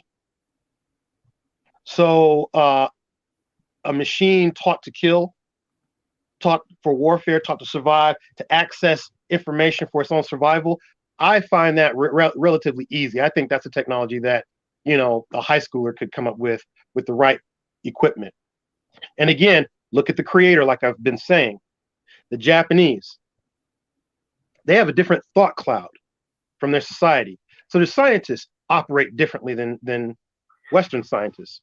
So we don't know how they program these things. And then I just wanted to put out there, and I wanted to ask you, being ex-military, do you think it's possible that that video was done for indirect response for funding? Meaning, what if they're like, we want these kind of robots, but they're not going to let us, you know, put the money toward that. And they say, guess what? We'll get an agent out there, stir up some shit, make it seem like Japan is approaching that technology. And then our superiors will say, all right, we got to beat them to it. Okay. So they can get the money. You know, DOD, they've done all kinds of dirt in order to get funding. Yeah. So I was wondering if this is just a campaign so they get the funding to actually implement that kind of thing. Great questions, man. Honestly, in my perspective, anything is possible. Okay. But also take back, supposedly this happened in 2017. Mind you, 1956. It started in 1956. The government was already funding for AI. Mm-hmm. They was already funding for AI. So why do they need a video about Japan doing some shit, or corroborated video about Japan doing some shit when the because government? sometimes they pull funding. Like I got reports, and I go to DOD website. I have fun going over there, snooping around, and they pull funding for a lot of things. Yeah. Depending on who's in power, they'll say, you know, we don't need this. We need to put money towards gender studies, and we need to get, you know, we need to basically find ways of making Harry into Harriet. You know, we don't need AI, you know, killing robots anymore. We'll just make the people so sheepified. We won't need the robots. We have a new class of slave. And they say, no, we don't want it this way. We need this. You know, so the government sometimes works against its own interests. Yeah. And then they need everybody back on the same, you know, on the same boat. Similar to the Cold War program, when they thought Russia had mind control technology. So they got Russell Targ and a number of other scientists together, and Yuri Geller, to say, you know, we need to get our own PSYOP program. You know, and so because the Russians did it, and then it was like, oh, well, maybe they didn't do it, but guess what? We got the funding to do so. And they got a lot of money. I mean, a lot of money for that. So again, I was just wondering if it was just funding might have been dwindling, you know, just like this recent situation, the war. And they're like, we need something to get the war effort started again, you know, and they start some shit. So like I said, I was just wondering if it might be a funding issue rather than. True that. Let me jump in though, folks. We going too long. I'm gonna have to go ahead and cut it here short, man. If y'all want to talk again, we can always jump in next Sunday. great conversation, man. You know, we had some pretty heated debate here, but you know, it's all love. You know, we don't always have to believe the same things as long as we have the universal belief that we have the right to be free, and we need to. As far as what we think and what we believe, you know, we can always debate that, you know, and I respect everybody's opinion. So Right. everybody hit that like button, man. This was a great convo. Thank you guys so much for tuning in. You already know what time it is. I'm gonna pass it over to BRVO, and then Doom is on you after that. Touch on that basics, man. If we go back to what we know as far as what funding really is, they all in the same damn bed. Yeah, they all in the same damn bed, man. But I'm gonna say this again, like I said earlier. What you believe is what you believe, regardless of who decides to challenge it. Can nobody tell you to think differently? Right. You are given the option to choose to think differently. I'm not going to challenge nobody and say they're wrong. I'm not going to challenge anybody and say they're right. I'm going to respect you for what you believe in, because it's what you choose to believe in. Just like different religions. Some people call God God, some people call him Allah, somebody call him something else. That's what they were taught to believe in. I'm not going to challenge that. Stand on what you stand for. And somebody had made a comment earlier about me serving the military. I chose to serve the military without having the knowledge that I got now. Would I ever go back and do it again? No, because my life for me is grand. My life to me is perfect because of how God has placed my life to be put together for me.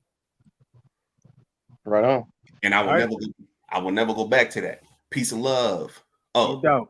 And so yeah. Yeah. All right, Doom, it's on you, champ. All right. Yeah, this was interesting. You know, I finally had the opportunity of talking to one of those people. Did I say those people? The flat earthers. Love everybody out there. And like was said, we all have our belief. I could have taken him up in a spaceship and he would have said I staged it. So that being said, do the research. I sent a link. I put a link out there. I guess it won't let me send a link information. I have a list of patents for the chemtrails and the AI patents. I believe I have those that you gave out. I do my own research and experiments and everything else. So yeah, everybody do the homework. Watch the movies that he talks about. Okay. And there's a real cheesy science fiction show for some of you called Doctor Who. I grew up on it. And there's a species in there called the Dalek. That is dangerous because it's not a robot. People think it's a robot, but it's not a robot. It's a cyborg. It's a small organism inside of a big battle tank. And they were engineered, talk about biotechnology, they were engineered to be racist. Anything that wasn't them had to be destroyed. That's where the danger comes in. When flesh and machine merge together. And the flesh has no limits on it. That's the danger. So with that being said, peace and love. Until next week. Thank you. No doubt, no doubt. You know what time it is. You know what rhyme it is. Nobody, I don't think anybody's doxing you, Jared. It's all good, man. You already know what time it is. You know what rhyme it is. It is 86 to 4 National Born Natural. Thank you so much for tuning in. Great, excellent conversation. I learned a lot from everybody here. We'll be here, God willing, next Sunday, 9 p.m. Eastern Standard Time. I will be dropping shorts in between. Keep your eye on what's going on in the news, man. Things are moving fast. With that said, peace and love. Take it easy. 1.